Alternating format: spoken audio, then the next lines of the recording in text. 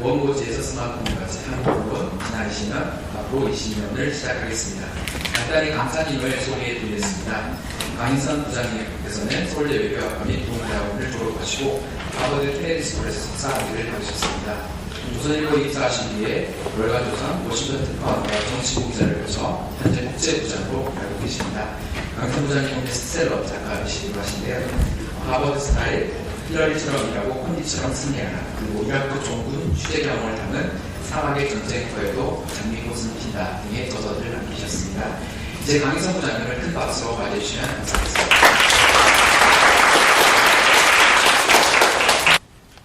안녕하세요.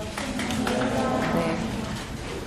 저는 지금 소개받은 강인선이라고 하고요. 지금은 조선일보 국제부장으로 일하고 있습니다. 그러니까 국제뉴스를, 한국신문에 실린 국제뉴스를 이제 주로 다루는 일을 하고 있는데요. 제가 사실 이 강연을 제안을 받고 하겠다고, 사실 한국에서 공부하는 외국 학생들이 한국에 대해서 어떤 이미지를 갖느냐, 좀 더 한국에 대해서 많이 알고 갔으면 좋겠다, 그런 뜻이 정말 중요하다고 생각해서 제가 하겠다고 말은 선뜻 했는데, 사실 어떤 이야기를 할 것이냐를 가지고 이렇게 오래 고민을 한 적이 없었어요. 사실은 어제 저녁 때까지도 이 얘기를 해야 되나, 저 얘기를 해야 되나, 막 그러면서 고민을 했는데, 이제 최종적으로 결정을 하기까지는 아마 여러분들 다른 분들의 강의를 많이 들으시잖아요. 그분들이 정치, 경제, 사회 그런 얘기들을 많이 하니까 저는 아마 제가 실제로 체험한, 그러니까 여기서 제가 지난 20년, 앞으로 20년이라고 그랬는데 그 앞에다 조금 붙이면 제가 체험한 20년, 그리고 앞으로 다가올 20년, 그런 이야기가 될 것 같습니다. 근데 여러분들 지금 이 네이비블루 셔츠는 여기 다 같이 유니폼인가요? 저도 집에서 그 색깔 옷을 입는데 그 이유가 디자이너 조지오 아르마니 아시죠? 아르마니가 굉장히 창의적인 작업을 해야 될 때 항상 네이비 블루의 면 셔츠를 입는데요. 그래서 제가 혹시 도움이 될까 하고 집에서 항상 그 옷을 입는데 여러분들이 그 색깔 옷을 입고 있는 걸 보니까 굉장히 반갑습니다. 자, 그러면 신문 보십니까? 보시는 분? 정기 구독을 하시는 분? 네. 굉장히 적네요. 신문 얘기는 제가 조금, 제가 어제 밤에 만든 신문인데요. 여러분들에게 오늘 아침에 배달이 되었을 겁니다. 신문 보시는 분들 아마 딴 데 있을 수도 있고. 근데 이 신문이 저한테는 이게 정말 땀과 한숨으로 보여요. 저희 조선일보 같은 경우에는 약 300여 명의 기자들이 있습니다. 그 기자들이 하루 종일 뛰어다니면서 만든 게 이 신문이거든요. 그래서 제가 간단하게 아시는 분도 있으시겠지만 신문의 제작 과정, 제가 어떤 식으로 일을 하는지 설명을 드리면, 아침에 제가 출근을 한 9시에서 10시 사이에 하는데 그때는 현장에 나간 기자들이 보고를 합니다. 그래서 오늘 어떤 일이 있을 거다, 그리고 오늘 일어날 일 중에서는 어떤 게 중요한 기사가 될 거다, 그리고 예를 들어서 어젯밤에 아주 중요한 취재를 했다, 그런 보고들이 오죠. 예를 들어서 오늘 같으면 아마 박근혜 대통령이 중국에서 정상회담을 하고 있으니까 그것과 관련된 보고가 지금 많이 왔을 거고요. 제가 오늘 오전에는 회사를 안 가고 여기 와 있으니까. 그리고 각 부서, 그러니까 정치, 경제, 사회, 국제, 문화, 이런 각 부서에 모두 다 기자들이 나가서 그날 아침에 취재 계획과 전날 밤에 취재한 내용들을 보고로 올린 것을 가지고 오전 11시에 회의를 합니다. 부장들이 모여서 국장하고 같이 회의를 해서 오늘 우리가 어떤 신문을 만들까? 자, 일면 맨 위에는 뭐를 싣고 그 아래는 뭐를 싣고 사진은 뭘 넣을까? 이런 대강의 계획을 만들어요. 그렇게 해서 계획을 만든 다음에 이제 중요한 기사들은 이제 쓰기 시작하라고 기자들한테 지시를 합니다. 그래서 이제 기자들이 이제 현장에서 일을 시작을 해요. 더 취재를 하기도 하고 기사를 쓰기도 하고 그렇게 해서 이와 비슷한 형태의 첫 번째 저희는 판이라고 부르는데 첫 번째 그 뉴스 에디션이 나오는데 그게 오후 한 6시 정도에 나옵니다. 근데 사실은 6시 이후에도 많은 일들이 일어나거든요. 특히 뭐 국제뉴스 같은 경우는 뭐 거의 24시간 돌아가니까. 그래서 그 뉴스를 저희가 만든 첫 번째 뉴스 버전을 들고 다시 한번 회의를 합니다. 이게 최선일까? 오늘 우리가 가장 잘 만들 수 있는 신문이 이런 형태일까? 라고 회의를 한 다음에 다시 다 바꿔요. 다시 다 바꿔서 이 모양도 바꿔놓고 아니다. 이거보다는 이 뒤에 한 두 번째, 세 번째 페이지 했는데 그게 더 중요한 것 같다. 그럼 그걸 다시 앞으로 돌리고 이 기사는 좀 부족하다. 그러면 다시 그 기사는 다시 쓰고 그리고 그 저녁 때 새로운 일이 발생하면 그 기사를 또 씁니다. 그래서 그 다음에 저녁 10시 정도 되면 이제 저희가 배달할 수 있는 수준까지 간 신문이 나와요. 그게 한 저녁 10시인데 그 상태로 만들어지면 이제 이 정도는 되지 않을까라고 생각하는데 다시 한번 회의를 합니다. 밤 10시쯤 다시 한번 회의를 해서 더 잘할 수 있는 건 없을까? 이게 역시 내일 아침에 우리가 독자들한테 이거를 보내면 이게 최선의 상품일까? 다시 한번 고민을 해요. 그래서 조금 더 손을 보고 그렇게 나오는 신문이 이제 세 번째 버전인데 그게 한 11시 반 그 정도에 나옵니다. 그러면은 그때서는 이제 공식적인 프로세스는 끝나는데 아직도 더 고칠 것이 있고 더 추가할 것이 있고 새로운 사건이 있으면 그때도 또 바꿔요. 그래서 사실 제 일이 끝나는 것은 한 밤 12시 반 이제 그 정도가 되면 더 하고 싶어지지 못하죠. 다음날 배달을 해야 되니까. 그래서 여러 가지 형태의 그 단계적인 버전들이 집에 배달이 되는데 그 배달하는 그 이제 단계는 인쇄소로부터 가정까지의 거리를 계산하는 거죠. 예를 들어서 우리가 밤 12시쯤 신문을 찍어서 한 새벽 2시쯤 그 인쇄소에서 신문이 아주 따뜻해요. 따끈따끈한 신문이에요. 그래서 신문을 받았어요. 그 다음에 그 신문을 가정으로 배달을 해야 됩니다. 근데 저희가 생각하는 이상적인 시간은 새벽 5시 전에 배달해 줄 것이에요. 그럼 배달하는데 또 한 1시간 걸리겠죠? 그러니까 그 인쇄소와 집까지의 시간을 계산을 해서 어떤 지역에는 저희가 밤 10시에 만든 신문을 보내고 예를 들어서 서울 같은 경우는 저희 신문사 밑에 인쇄소가 있어요. 그 인쇄시설이 있는데 거기서 인쇄를 하면 새벽 3시에 인쇄를 해도 5시에 서울 시내에 있는 집들은 보낼 수가 있는 거예요, 신문을. 그래서 그 인쇄소의 거리가, 인쇄소 하나가 지방에도 있고 여러 도시에 있는데 어느 정도까지 커버할 수 있는지를 계산을 해서 그 시점에서 각각 다른 형태, 뭐 크게 다르진 않습니다. 뭐 한 5%에서 10% 정도의 차이가 있는데 각각 약간 다른 형태의 신문을 받아보시게 됩니다. 근데 이제 여러분들 신문 뭐 혹시 그렇게 하시는지 왜 이렇게 집에서 엄마들이 파 다듬을 때 귀찮으니까 신문지 한 장 딱 펼쳐놓고 그 위에다 파를 다듬고 나머지 버릴 거는 이렇게 둘둘 말아갖고 싸갖고 버려요.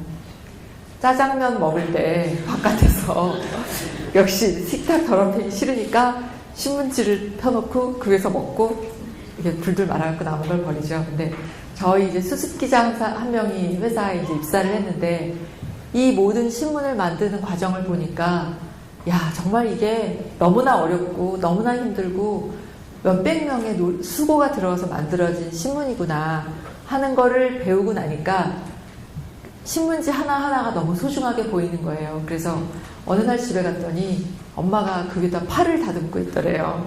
그래서 막 화를 냈다는 거예요. 이게 어떻게 만든 신문인데 엄마가 여기서 지금 파를 다듬을 수가 있냐.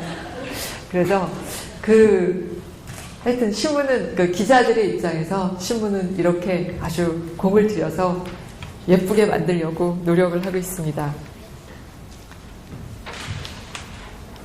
자, 그러면은 여러분들 신문을 보시는 분들도 몇 분 계셨는데 신문 안 보시는 분들 중에서 TV 방송을 그러니까 어디를 통해서 가장 많은 뉴스를 얻는지를 좀 생각을 해보시면 TV 방송을 통해서 뉴스를 얻는 경우가 많다 그러신 분, 아니면 스마트폰을 통해서 대부분이 그러시죠. 사실 아주 제가 몇 년 전에 아주 인상적으로 이야기를 들었는데 어느 외교관이 그러는 거예요. 자기는 아침에 일어나서 가장 먼저 하는 일이 눈도 못 뜬 상태에서 이렇게 걸어 나가서 아파트 현관문을 열고 신문을 집어서 맨 앞에 보고 오늘은 뭐가 제일 큰 뉴스구나 이렇게 하루를 시작을 했다는 거예요. 근데 요즘은 아침에 일어나서 손을 뻗어서 저쪽에 있는 핸드폰을 들어서 스마트폰 보고 그럼 밤새 왜 뉴스 저희가 이렇게 서브스크라이브 하면은 뉴스가 오잖아요. 오늘 이게 밤새 이런 사건이 있었구나. 또는 날씨가 오늘 흐리다네, 비가 온다네, 우산을 가져갈까? 이런 생각을 하는 거죠. 저도 달라졌어요. 저는 아침에 회사에 출근을 하면 이제 기자들이 보내온 보고를 읽거나 아니면 뉴스 모니터로 컴퓨터를 보거나. 근데 요즘은 스마트폰이 생긴 이후로는 아침에 좀 출근을 늦게 합니다.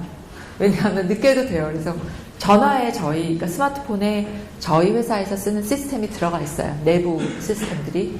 그래서 아침에 이렇게 출근하다가 빨간불에 딱 걸리면 워싱턴에 오늘 무슨 일이 있었나 이렇게 보고, 그 다음 좀 더 가다가 다음 신호에 걸리면 도쿄에서는 오늘 무슨 일이 있었지 이렇게 보고, 그래서 회사에 도착할 때쯤에는 거의 전 세계에서 들어온 보고를 대부분 다 확인을 하고 오늘은 뭐가 중요한 일이고 어떤 일을 하면 되겠다 이렇게 대강 이제 머릿속에 들은 상태로 가요. 그리고 예전에는 또 점심을 먹고 나면 회사로 막 달려 들어갔어요. 그래서 이제 오후의 일들을 좀 조정을 해야 되는데 지금은 밖에서 그냥 스마트폰으로 누구는 기사를 벌써 써서 보냈군, 누구는 아직 안 했구나 다 알 수 있고, 이렇게 본 다음에 저희 차장들 그런 사람들이 있으니까 누가 쓴 기사는 조금 부족한 것 같으니까 다시 쓰라고 해라 하는 거를 이제 제가 그냥 밖에서 다른 사람들 만나면서 일을 같이 할 수 있는 거죠. 그래서 사실 저의 라이프 스타일도 너무나 많이 바뀌었습니다. 이 스마트폰이 생기고 나서.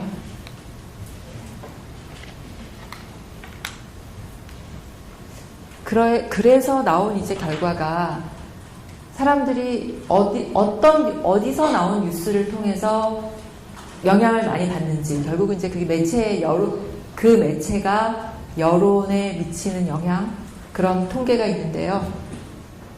문화관광부에서 최근에 한 건데 지금 보면 TV 방송이 여전히 제일 많습니다. 한 48% 정도 되고요.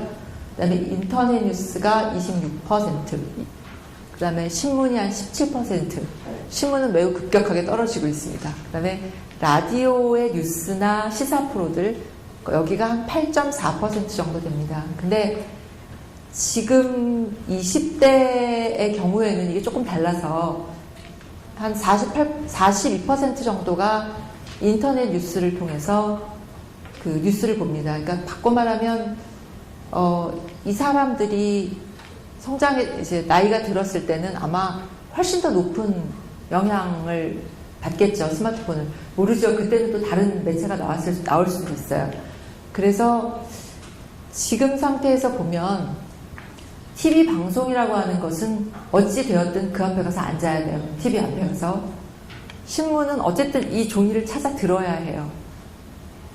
말씀드린 대로 스마트폰을 통하면 어떤 형태로든지 어떤 자리에서나 뉴스를 볼 수 있기 때문에 결과적으로 아마 이 인터넷 뉴스가 앞으로는 가장 많은 영향을 끼치는 그런 뉴스 매체가 될 것 같습니다.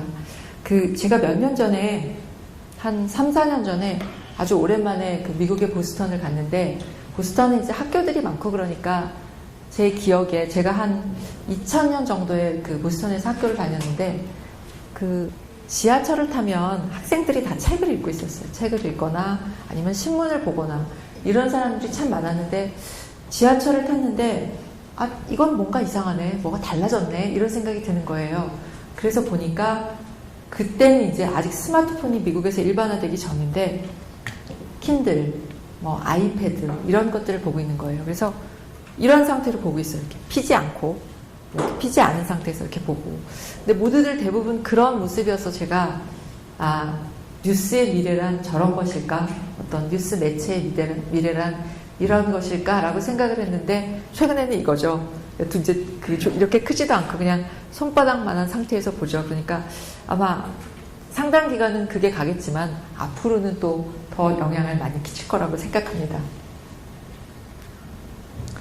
이거는 이제 기자들의 취재 스타일이 얼마나 많이 달라졌는지를 제가 아주 전형적으로 설명을 드리려고 올려놓은 사진인데요. 이게 2011년 5월에 있었던 일인데, 5월 초에 있었던 일인데, 오사마 빈 라덴이 은신해 있던 집이에요. 혹시 제로 다크 서티라는 영화 보셨습니까? 영화 보면 이제 그 영화 아주 자세히 나오는데, 이 빈 라덴이 은신해 있던 집인데, 이제 여기에 미군 특수부대가 들어가서 작전을 해서 결국 이제 빈 라덴을 사살을 하죠. 근데 이 과정에서 이게 뉴스가 물론 이제 보통 AP나 로이터 등을 통해서 아마 가장 먼저 이제 보도들이 되는데, 이때 옆집에 사는, 이 근처 이웃집에 사는 남자가 트위터를 올렸어요. 왜 이렇게 시끄러워? 이게 무슨 소리야? 옆집에서 무슨 일이 났나봐. 뭐 이런 식의 거를 올려서 결국에는 그게 이제 빈 라덴 사살 작전이라고 하는 거를 알게 됐는데, 옆집에서 그냥 생생하게 올린 거예요. 그 사건에 대해서. 그래서 저희가 이 남자를 좀 해보자 그랬는데, 만약 저희 회사에서 파키스탄의 아보타바드까지 가려면 하루는 걸릴 거예요. 왜냐하면 그 이스탄불까지 가는 비행기가 그렇게 자주 있지 않기 때문에 비행기 예약을 해서 거기를 찾아서 뭐 비자가 아마 필요할걸요. 비자 받고 그러려면 그날 24시간 안에 도착을 못해요. 아마 48시간 걸릴 것 같습니다. 그래서 그런 상황이라서 이걸 어떻게 하지? 라고 생각을 하고 있었는데, 저희 후배 하나가 제가 한번 해볼게요. 그러더니 트위터로 그 사람한테 메시지를 보냈어요. 야, 인터뷰 좀 하자. 그래서 그 사람이 오케이? 그래서 구글 토크라고 하는 메신저로 인터뷰를 한 거예요. 너 어떻게 그렇게 됐어? 그래서 이제 영어로 했죠. 그래서 그 사람이 다행히 영어를 하는 사람이어서. 그래서 왔다 갔다 해서 그 스토리를 하나 만들어서 그 인터뷰 기사를 냈어요.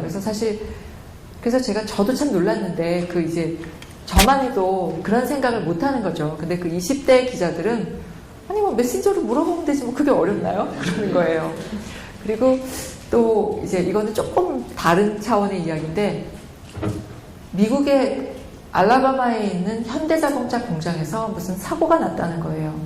그래서 기존 방식으로 생각하면 빨리 현대자동차의 홍보실에 연락을 해서 미국 현지에서 어떤 일이 일어났는지 빨리 알아봐라, 이런 지시가 내려왔어요. 그랬는데 어떤 후배가 어떤 기자가 한 3분도 지나지 않아서 저한테 보고를 하는 거예요. 그거 별일 아니고요. 사람도 죽지 않았고요. 아무 일 없답니다. 그러는 거예요. 어떻게 알았어? 이렇게 전화했는데요. 그러는 거예요. 그러니까 요즘 그 젊은 기자들은 다들 영어를 잘하고 그 외국이 그렇게 멀지 않기 때문에, 또 여러분처럼 다 외국에 온 친구들을 한두를 갖고 있는 건 너무나 당연하기 때문에 그 제 세대에 생각하는 사람들이 생각하는 것만큼 외국이 멀질 않은 거예요. 외국인들이 굉장히 가까이 있는 거죠. 그래서 전화하면 되죠. 그래서 다들 제 또래의 그 부장급들은 다 허를 찌른 거예요. 그렇지. 전화하면 되지. 더군다나 저희는 밤이었는데 미국은 낮이었거든요. 그러니까 전화가 너무너무 쉬웠던 거죠. 자, 여러분들 혹시 이거 보셨습니까? 이거 보신 적 있으세요? 이게 200자 원고지예요. 근데 이게 이쪽으로 20자, 이쪽으로 10줄, 그래서 200자가, 200칸이 있죠, 여기다가 기사를 씁니다. 그러니까 이거야말로 제 이야기인데, 제가 회사에 입사를 했을 때는 여기다가 기사를 썼어요. 여기다가 기사를 쓰면 처음부터 잘 써야 돼요. 이렇게 컴퓨터로 쓸 때는 그냥 뭐 썼다가 지웠다가 위로 올라갔다가 자유롭게 할 수 있잖아요. 근데 이거는 종이 위에 만년필이나 볼펜으로 쓰는 거기 때문에 생각을 굉장히 많이 하고 한 번에 잘 써야 돼요. 안 그러면 처음부터 다시 써야 되는 아주 큰 수고를 해야 되는 거죠. 그래서 이게 제가 한번 여러분에게 실물을 보여드리려고 회사를 뒤졌는데 단 한 장도 없었습니다. 사실 없어진 지가 굉장히 오래됐거든요. 그래서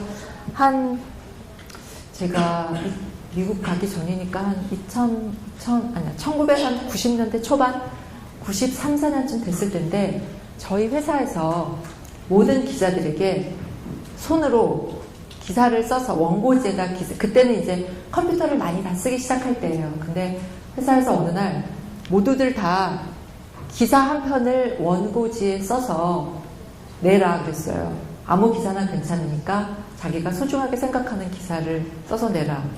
왜 그랬냐면 이제 원고지가 모두 사라질 것이기 때문에 각자 기자들이 기사를 손으로 쓰는 일은 없을 것이고 그렇게 되면 이게 가치가 있다고 생각을 한 거죠. 그래서 이렇게 저희 회사 기념관이 있어요. 이렇게 뮤지엄이라고 불리는 이제 뮤지엄이 하나 있는데 거기에 보관을 하기 위해서 모든 기자들의 손으로 쓴 그 기사를 하나씩 받았어요. 아마 아직까지는 가치가 없을 것 같은데 한 50년쯤 지나면 모두들 아마 박물관에 가서 아 옛날에는 이런 식으로 글씨를 썼대 라고 이야기할지 모르겠어요. 그래서 지금 생각해보면 그렇게 그게 옛날이 아니거든요. 뭐 20년, 15년 정도의 전인데 그때는 이걸 썼고 근데 너무나 순식간에 원고지는 저희들 앞에서 사라졌고 그리고 이제는 박물관에 가면 뮤지엄에 가야만 볼 수 있는 약간 유물 같은 것이 됐습니다. 그러니까 세상이 정말 빨리 변하는 거죠.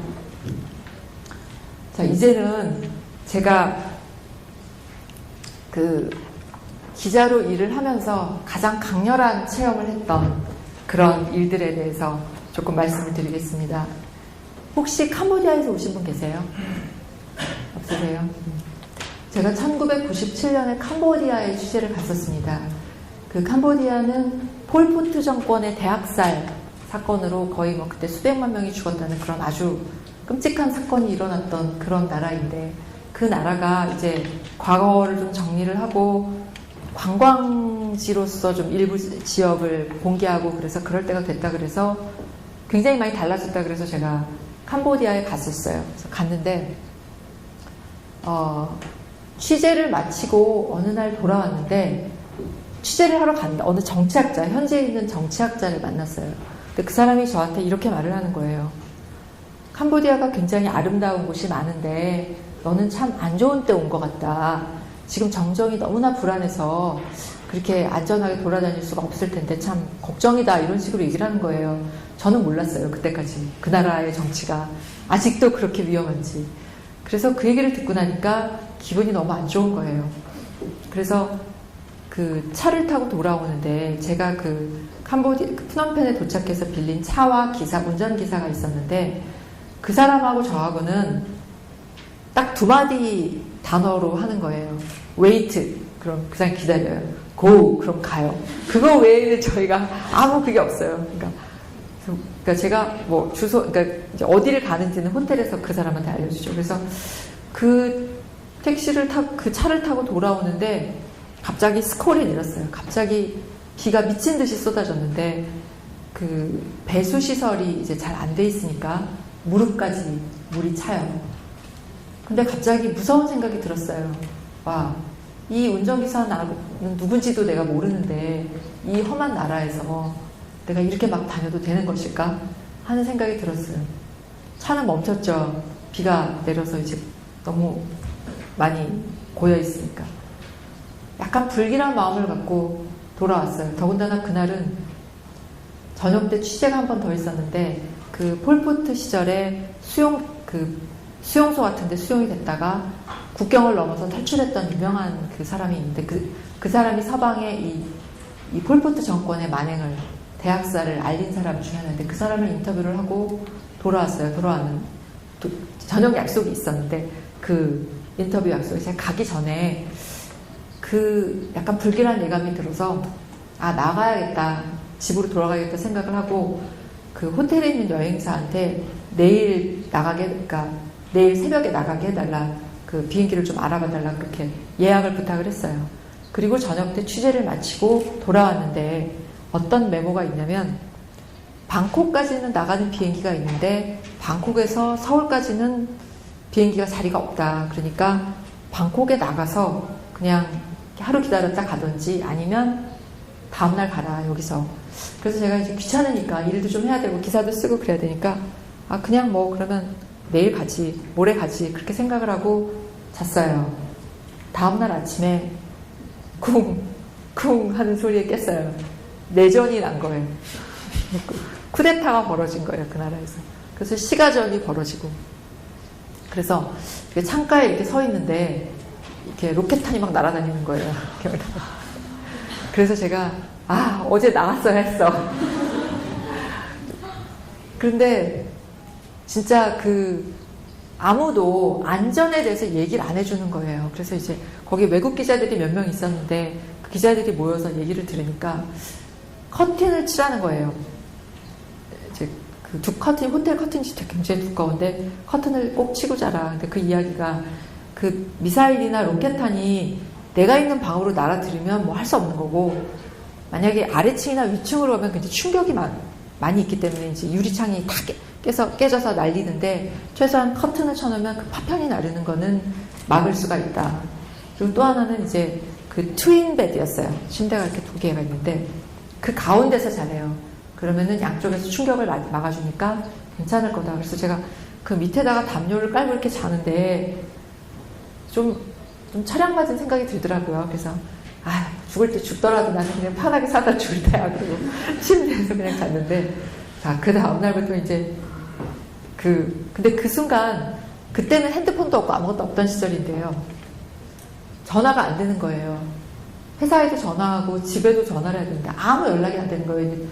갑자기 국제전화가 몰리면서 이제 잼이 되니까 전화가 전혀 안 걸리는 거예요.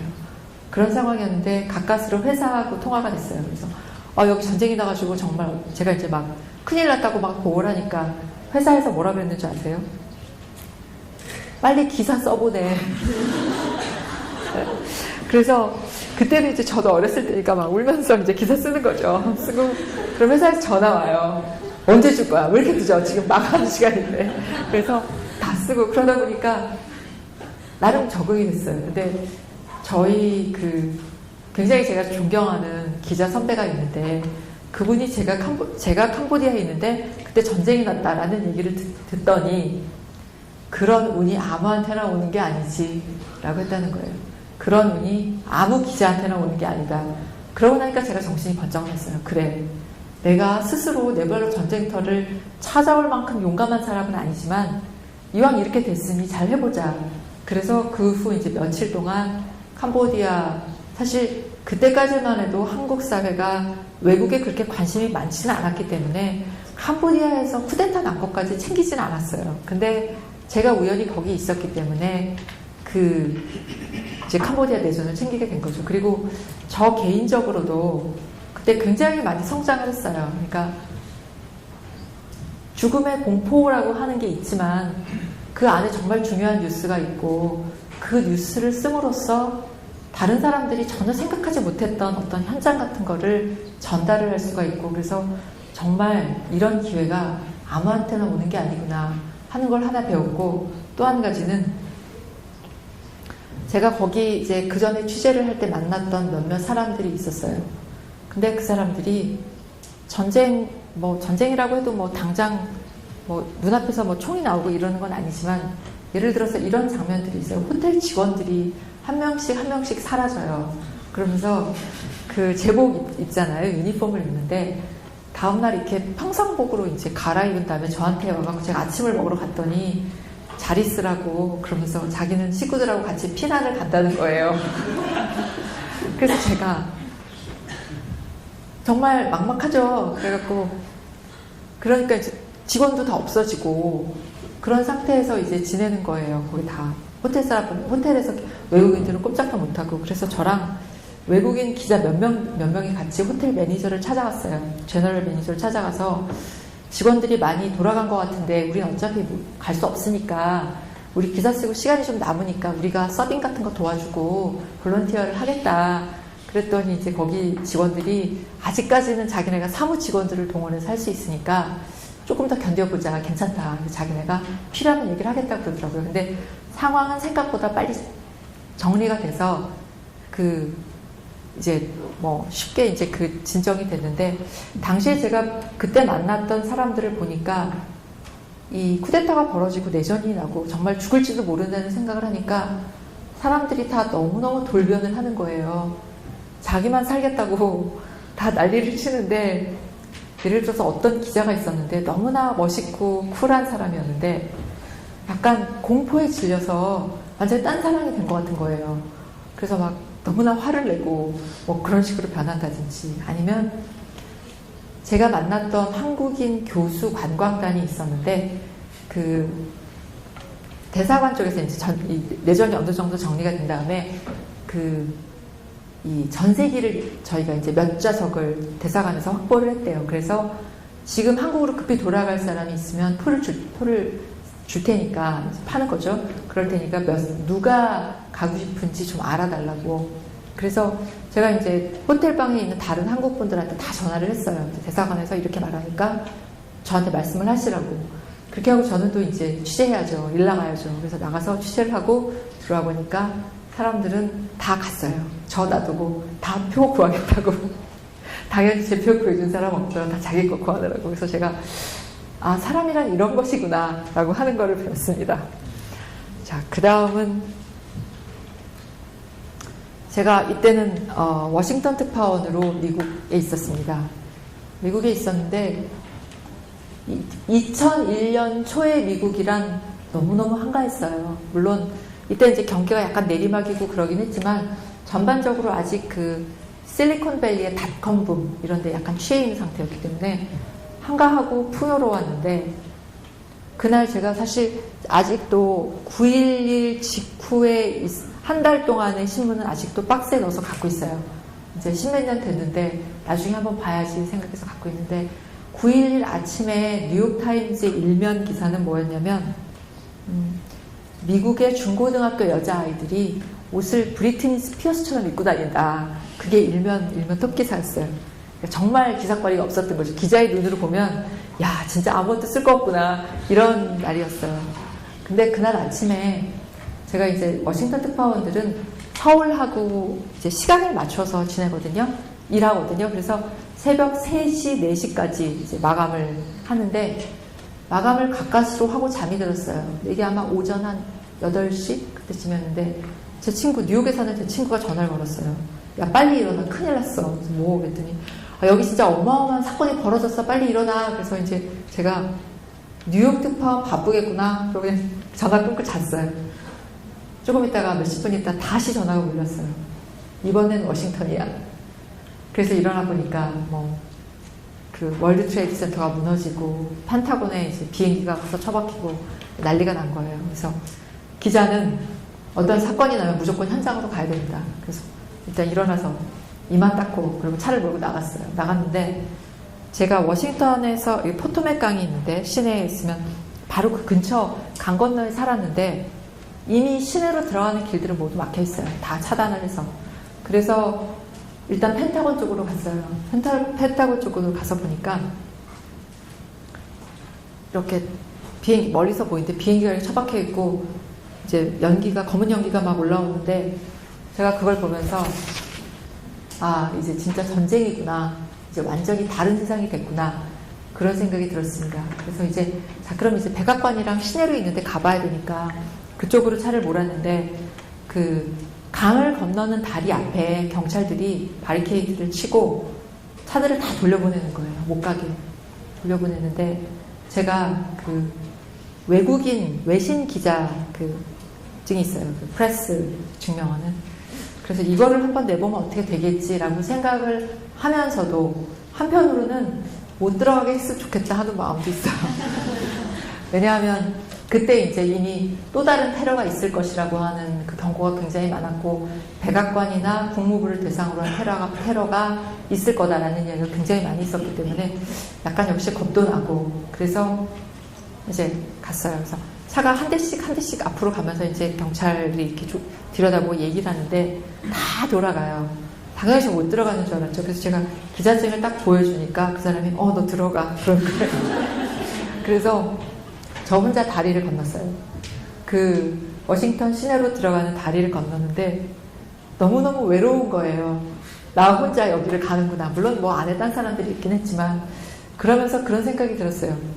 이게 아마 기자의 숙명이 아닐까. 그러니까 다른 사람들이 모두 위험하기 때문에 도망쳐 나오는 곳을 향해서 가야 되는 게 기자인 거죠. 가서 보고 어떤 일이 일어났는지 기록을 하고 그리고 그것을 다른 사람들에게 전달해 줄 의무와 책임이 있는 거죠. 그래서 들어갔는데 이미 모든 시내의 가게와 식당들은 문을 닫았고 그 다음에 그야말로 쓰레기만 날리는 그런 상황이었던 거예요. 그래서 워싱턴이 사실 그렇게 황폐한 대낮에 그렇게 황폐한 모습을 보여줄 수 있다는 거를 진짜 아주 무섭게 깨달았습니다. 그리고 이제 여기서부터 하나 연결이 돼서 제가 그 다음에 이제 이라크 전쟁을 갔었는데 미국에서 미국 국방부에서 임베디드 프로그램이라 그래서 부대에 기자들 한두 명씩 배치를 해서 같이 가게 하는 프로그램을 했어요. 그래서 그때 제가 이제 미군 부대 한 팀하고 같이 쿠웨이트에서 합류해서 거기서 이제 사막에서 적응을 하고 그리고 이라크를 갔는데 혹시 이라크에서 오신 분 계십니까? 쿠웨이트는. 그래서 이때만 해도 옛날인 거죠. 벌써 10년 전이니까 10년도 더 전이니까 제가 전화를 3개 가지고 갔어요. 하나는 그냥 셀룰러폰인데 영국을 베이스로 하는 거예요. 그거는 쿠웨이트 지역에서만 쓸 수 있어요. 기지국이 쿠웨이트에서 끝나요. 그래서 그걸 하나 가져가고 스라야폰이라고 스위스에서 서비스를 하는 그 전화가 있는데 일종의 위성 전화인데 상당히 성능이 좋아요. 그래서 그 전화를 하나 빌리고 그다음에 이제 최종적으로는 위성 전화 막 거의 이만하게 생겼어요. 되게 커요. 그 전화 이렇게 3가지를 이제 그건 어떤 경우에도 전화를 할 수가 있어요. 그래서 3개를 들고 들어갔는데 그러니까 쿠웨이트에서 이라크 국경을 넘는 순간 이제 그 첫 번째 그 영국 셀러폰을 쓸 수 없게 됐어요. 그 다음부터 스라야폰을 썼는데 그 스라야폰은 그러니까 저희가 이라크 한 중간 지점, 그러니까 중부 지역까지 갔을 때 그 이라크 군이 그 스라야폰을 도청할 수 있다는 거예요. 갑청할 수 있기 때문에 스라야폰은 쓰지 말라는 이제 지시가 내려왔어요. 근데 사실 군인들은 뭐 전화 없거든요. 저만 이제 갖고 있는데 그 전화를 키면 그 발신지가 이제 추적이 되기 때문에 그쪽으로 미사일을 쏜다는 거예요. 그래서 제가 그 전화를 킬까봐 군인들이 막 무시무시하게 감시를 하는 거예요. 네가 잘못해서 우리 다 죽으면 안 된다. 그래서 그 전화를 못 키고 그다음 마지막에 이제 그 마지막 남은 이제 위성폰을 썼는데 위성폰은 전화가 굉장히 잘 안 돼요. 음질도 되게 안 좋고 하여튼 연결도 잘 안 되고 어렵지만 그게 이제 유일한 그 바깥 세상과의 연결하는 방식이죠. 그래서 그거를 들고 취재를 했어요. 근데 그 종군 기자들은 종군 기자들이 그때 초기에 굉장히 많이 죽었어요. 한 달 안쪽에 많이 죽었는데 종군 기자들이 죽은 비율이 군인들이 죽은 비율보다 높았습니다. 그러니까 뭐 예를 들어서 1000명당 계산을 하면 기자들이 훨씬 많이 죽어요. 근데 그 군인들 얘기로는 기자들이 자꾸 쓸데없는데 얼쩡거려서 그렇다고. 근데 실제로는 이제 훈련이 잘 안 돼 있는 거죠. 육체적으로. 이 전쟁터에서 버틸 만한 체력이 안 되고 그런 훈련들을 덜 받았고 그랬는데 실제로 전쟁터에서 아마 1차 대전, 2차 대전 기록들 혹시 여러분들 보시면 아시겠지만 전쟁터에서 총을 맞아 죽거나 그러니까 소위 말하는 전투 중에서 죽은 사람들도 많지만 그거보다 더 많은 거는 사고사예요. 교통사고, 무기가 폭탄이 잘못 폭발해서 일어나는 사고 그런 사고들이 굉장히 많아요. 그래서 기자들의 경우에도 여러분들 이코노미 클래스 증후군이라고 아세요? 이렇게 쪼그리고 앉아있는 자세로 오래 앉아있으면 혈전 같은 게 생겨서 이제 그 혈관을 막아서 사망하고 그런 경우들인데 그렇게 해서 죽은 사람도 있고 죽은 기자도 있고 여러 가지 그런 사고들로 이제 기자들이 많이 죽었습니다. 근데 예를 들어서 이제 제가 어떤 기지에 이제 도착을 했는데 군인들이 저한테 굉장히 침통한 표정으로 어제 이쪽 옆에 기지에서 기자 2명 죽었댄다 그러는 거예요. 그래서 제가 기자를 골라서 죽였대? 그랬더니 아니 그건 아닌데 기자가 죽었대 어쨌든. 근데 그 군인들이 죽는 거하고 기자들이 죽는 거하고 조금 느낌이 달라서 약간 마음이 안 좋은 거예요. 이제 뭐 그랬었는데 쿠웨이트에서 한 일주일, 열흘 정도 훈련을 받았어요. 뭐 대단한 훈련은 아니었고 뭐 이런 거죠. 텐트 주변에 전갈이 나타났다. 어떻게 해야 되나? 어떻게 해야 될까요? 그냥 내버려 두면 된대요. 자연은 건드리지 말아라. 그렇게 얘기하더라고요. 그리고 화생방 훈련, 이제 가스 마스크 쓰고 뭐 그 옷 입고 그런 훈련들 아주 기초적인 것들 받고 그리고서 어느 날 이제 대전 전쟁이 시작될 거라고 내일이면 전쟁이 시작될 거라고 그래서 쿠웨이트에서 그 이제 이라크 국경까지 갔어요. 이라크 국경까지 갔는데 가고 있는데 서울에서 전화가 온 거예요. 야, 부시 대통령이 전쟁 시작한다고 선언했다. 그러는 거예요. 진짜요? 그러니까 전쟁터에 있는 사람은 전쟁이 났는지 안 났는지 몰라요. 그러니까 서울에서 알 수 있는 거예요. 그래서 아 그래요? 그래서 제가 미국 군인들한테 야 전쟁 시작했대. 그래서 내가 진짜? 다들 모르고 있는 거예요. 그러니까 그런 상태로 이제 가는 거예요. 그러니까 이 현장이라고 하는 게 때로는 멀리서 큰 그림을 보는 거하고 다르게 굉장히 아주 허를 찔리는 거죠. 왜 태풍의 눈처럼 그 안에는 잘 모르는 거예요. 그래서 그렇게 이제 국경 인근에 가서 국경 근처에 가서 그 전쟁이 시작한 날 첫날 밤을 보냈어요. 보냈는데 방탄조끼 입어보셨어요? 굉장히 무거워요. 굉장히 무거운데 잘 못 걸어요. 처음에 입으면. 근데 그 군인이 저보고 그러더라고요. 이거를 입고 100m 달리기도 하고 춤도 출 수 있어야 된다. 이게 항상 몸에 붙어야 된다. 그래서 그걸 입고 그다음에 군화를 신고 그 사막에서 신는 부츠를 신고 그리고 잠이 들었어요. 잠을 자야 되는데 이제 잘 수는 뭐 텐트 치고 이렇게 자는 건 아니고요. 다음날 이제 국경을 넘어야 되니까 그 험비라고 하는 그 지프가 있고 뭐 트럭이 있고 뭐 여러 가지 차들이 있어요. 저희 팀이 한 30명쯤 됐는데 그 30명이 차를 한 줄로 세워요. 사막에.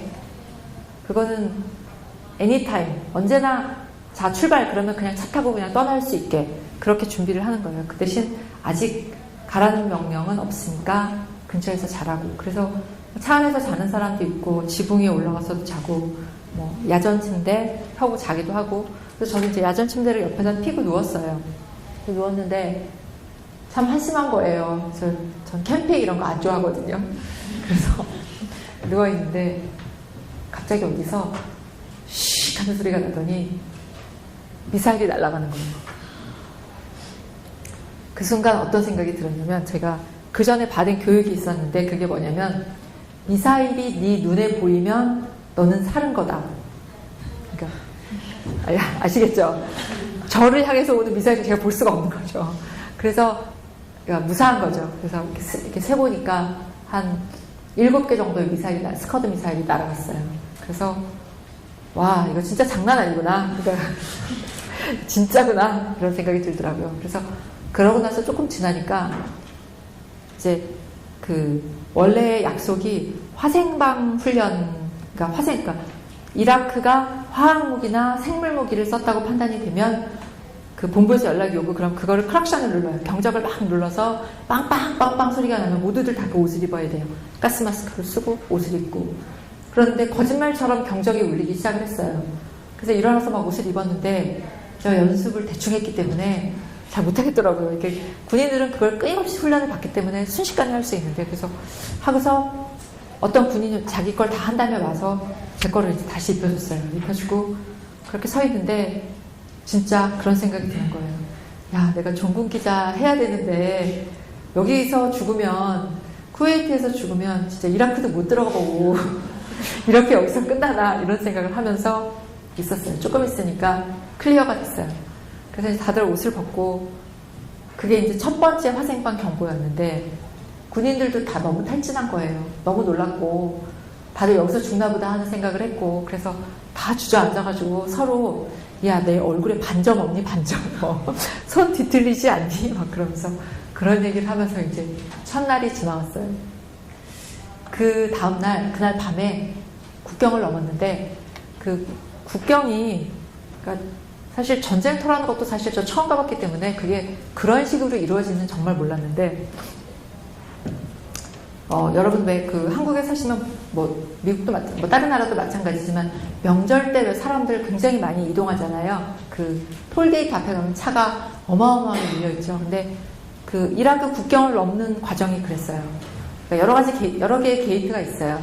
게이트가 있고 거기서 각각 예정된 대로 부대들이 그 각각의 자기가 배정받은 게이트를 향해서 국경을 넘어요. 근데 그 전날 제가 어느 군인하고 리허설을 했어요.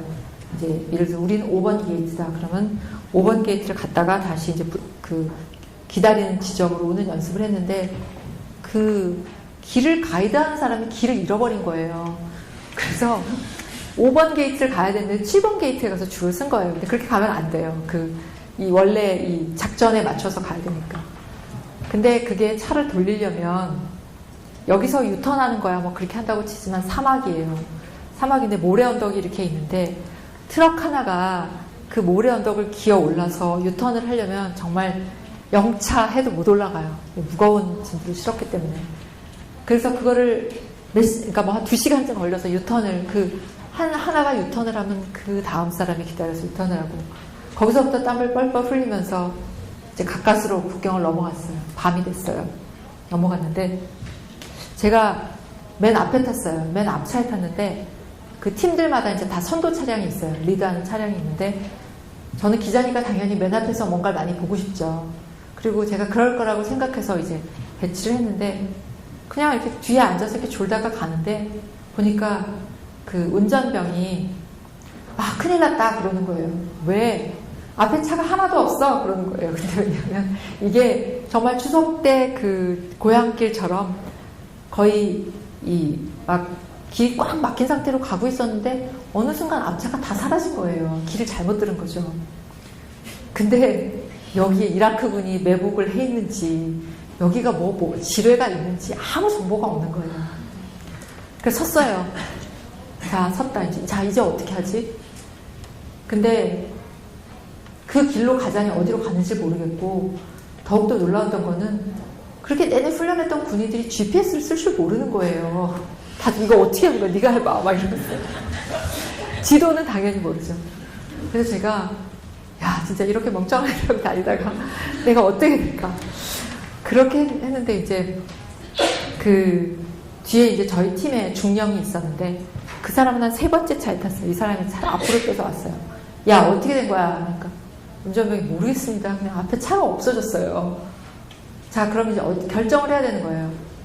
유턴을 할 거냐? 그러는 사이 한 몇백 미터 옆에 길이 하나 있다는 걸 알게 됐어요. 그쪽으로 그 미군 차량의 흐름이 있는 거예요. 근데 거기까지 건너가려면 그 안이 밤에 뭐 수렁 같은 모래밭이에요. 거기에 뭐 지뢰가 있는지 뭐가 있는지 아무도 모르는 거예요. 그리고 더욱더 끔찍한 것은 길을 잘못 들은 저희 팀을 따라서 뒤에 어마어마하게 차들이 따라오고 있는 거예요, 지금. 그러니까 이쪽에서 돌면 그 모든 사람이 다 돌아야 돼요. 그게 뭐 수백 대가 될지 1000대가 될지 모르는 상황인데. 그래서 그 중령이 결단을 했어요. 직진. 앞으로 가라. 그래서 가는데 저 옆에 있던 군인이 야, 너 모래주머니 잘 점검해. 그러더라고요. 그 험비 차량 밑에 발 있는데 모래주머니가 몇 개 있어요. 근데 그게 지뢰를 받아서 차가 폭발하면 약간 충격을 줄여줘서 다리가 잘리는 건 좀 막을 수 있을지도 모른다. 이런 얘기를 해주면서. 그래서 다들 주먹을 꽉 쥐고 정말 죽을 각오를 하고 이제 차가 출발을 했어요. 저는 생각했죠. 왜 나는 맨 앞차에 탔을까? 사실 맨 앞차가 지뢰를 밟으면 그 뒤는 사실 안전한 거잖아요. 일단 안 갈 테니까. 그래서 갔는데 다들 식은땀을 줄줄 흘리면서 제 운전병 이름을 아직도 잊지 않은 케네디예요. 케네디 너 때문이야. 막 이러면서 다 따라갔는데 다행히도 그 길이 이제 원래 그 메인 도로하고 만났어요. 그래서 이제 모두들 안도의 한숨을 쉬면서 돌아왔죠. 이제 길을 갔죠. 그렇게 해서 제가 일학교에서 한 40일쯤 보냈습니다. 그래서 서울에 기사를 보내고, 뭐, 대부분은 기사를 쓸 컴퓨터를 키지는 잘 못해요. 전화하는 거죠. 이렇게 됐다, 저렇게 됐다. 그래서 보고를 하고 그러는데, 그때 제가 그런 이야기를 들었어요. 저희 회사의 편집국장이 회사의 모든 기자들에게 지시를 내렸는데, 그게 뭐냐면, 제가 전화를 하면 친절하게 받아주라고. 그래서 뭐 그렇게까지라고 생각을 했는데, 제가 국제부장이 돼서 저의 후배 기자들을 또는 제가 데리고 있는 기자들을 그런 상황에 보내게 돼요. 리비아에서 내전이 났을 때, 또는 뭐 지금 사실 남아공에도 갈 때, 남아공도 상당히 위험하다 그러더라고요. 그래서 그런 상황들을 갈 때 후배들을 보낼 때가 되니까, 제가 보내보니까, 그때 국장이 그렇게 마음이 불안해서 전화라도 친절하게 받아주라 그랬구나. 그래서 사실 저도 지금 후배들이 그런 이제 위험한 지역에 취재를 가면 핸드폰을 평소보다 더 가까이 머리맡에 두고 자요. 혹시라도 전화할까봐. 그래서 역시 사람은 좀 입장이 달라봐야 그 상황을 안다. 그런 생각이 들었습니다. 이제 시간이 다 돼서 제가 얘기를 조금 짧게 줄이면, 이제 아까 앞에서 저희가 스마트폰 얘기도 했고, 트위터 관련 이야기도 했는데, 파키스탄의 아보타바드의 옆집에 있는 남자가 빈라덴 사살 작전의 현장을 트위터로 생중계를 했듯이, 이제는 누구나 다 자기 매체가 있기 때문에 사실 1인 언론사의 시대예요. 여러분들이 여기서 지금 이 안에서 무슨 일이 일어났다고, 뭐 어떤 얘기들을 하고 있다고 트위터로 보내면 사실 그게 생중계 되는 거거든요. 많은 사람들이 볼 수도 있겠죠. 팔로워가 많다면. 그래서 사실 저도 기본적으로 저희가 뭐 AP나 로이터나 아니면 외신들을 체크를 주로 하지만, 아주 랜덤하게 골라놓은 페이스북이나 트위터를 점검을 많이 해요. 점검이라기보다는 이렇게 들어가 보죠. 사람들은 요즘 무슨 생각을 하고 있을까? 이 문제에 대해서는 어떻게 생각을 하고 있을까? 그래서 왜냐하면 사람들 하나하나가 갖고 있는 인사이트가 다르고 시각이 다르기 때문에 그것 자체가 굉장히 중요한 뉴스가 됩니다. 그래서 이제 말하자면 지금 뭐 국회나 그런 데 출입하는 기자들이 한 1000명쯤 되고요. 뉴스 매체가 뭐 130개, 150개, 많게는 뭐 몇백 개까지도 되는데, 사실 이제는 예전에는 신문사를 하나 차리려면 제가 말씀드렸지만 지하에 어마어마한 인쇄시설과 배달시설과 모든 것을 다 갖춰야만 할 수 있어요. 굉장한 투자가 필요하죠. 근데 예를 들어서 여러분들 여기서 5명이 어떤 뉴스를 중심으로 한 회사를 차리겠다 그러면 차리면 돼요. 회사도 필요 없어요. 그냥 등록하고 그냥 커피숍에 가서 모여가지고 그날 회의하고 뉴스, 트위터든 페이스북이든지 뉴스를 보내면, 그리고 그게 의미가 있으면 그게 또 그러니까 언론사가 되는 거죠. 그래서 확실히 달라진 상황이죠. 사실 제가 말씀드렸지만 우리가 종이신문을 볼 때하고 스마트폰을 통해서 신문을 볼 때하고 완전히 사는 게 다르고 일하는 게 다른 것처럼, 사실 이 매개 방식, 뉴스를 전달하는 매개 방식이 달라지면서 컨텐츠도 달라집니다. 근데 제가 요즘 느끼기로는 사실 이 여러 가지 방식으로 전달을 할 수 있기 때문에 뉴스의 질이라고 하는 게 사실 그 어느 때보다 중요해졌어요. 그러니까 아무나 기사를 만들어낼 수 있기 때문에 실제로 좋은 기사, 퀄리티가 아주 있는 기사들을 만들어내는 거죠. 왜냐하면 사람들은 결국 그런 걸 원하니까. 그래서 질에 대한, 뉴스의 질, 어떤 본질적으로 이게 빠르고 좋은 뉴스인가에 대한 그런 기준이랄까? 그런 것들은 훨씬 더 엄격해졌다고 생각합니다. 그래서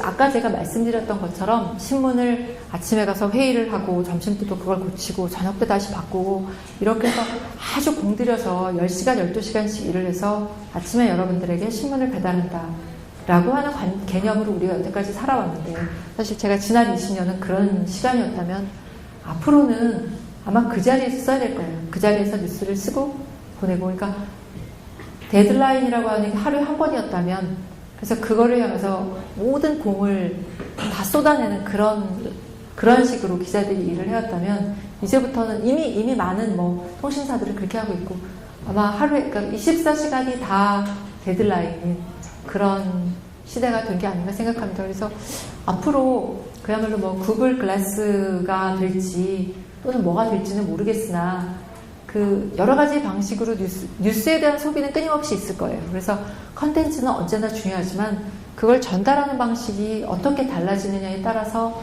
또 뉴스가 바뀌고 형식이 바뀌고, 그래서 앞으로의 20년은 사실 저는 잘 모르겠어요. 근데 다만 아마 제가 그 원고지를 쓰면서 나중에 처음으로 인터넷을 써봤을 때 그 흥분, 그 충격, 그런 것처럼 아마 더 멋진 매개체와 더 멋진 뉴스가 나올 거라고 생각합니다.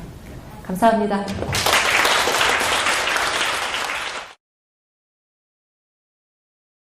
말씀 잘 들었고요. 저는 한국 외부인학교 재학 중인 조아라라고 합니다. 제가 작년에 BBC에서 기사를 쓰고 싶은 일을 하고 있는데요.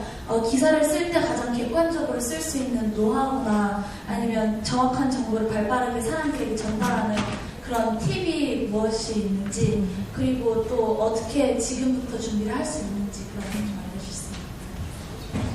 좋은 기사는 객관적이고 균형 있는 기사고, 사실 제일 중요한 거는, 예를 들어서 제가 오늘 이분에게 이제 뭘 물어봐서 이야기를 들었는데, 대개 기사는 하나의 시각으로 쓰진 않죠. 그래서 이 사람이 이런 얘기를 했으면 그것과 관련된 몇몇 사람들의 이야기를 들어서 여러 가지 면에서 그 이야기를 들어서 균형을 맞춰주고, 결국은 여러 가지 이야기를 듣고 그 다음에 과거의 이야기를 찾아보고, 그러니까 이렇게 수평적으로 취재를 여러 방식으로 하고, 그 다음에 과거의 이야기를 찾고, 그런 가로 세로가 모두 가는, X축 Y축이 가는 그런 취재를 하는 게 제일 중요하고요.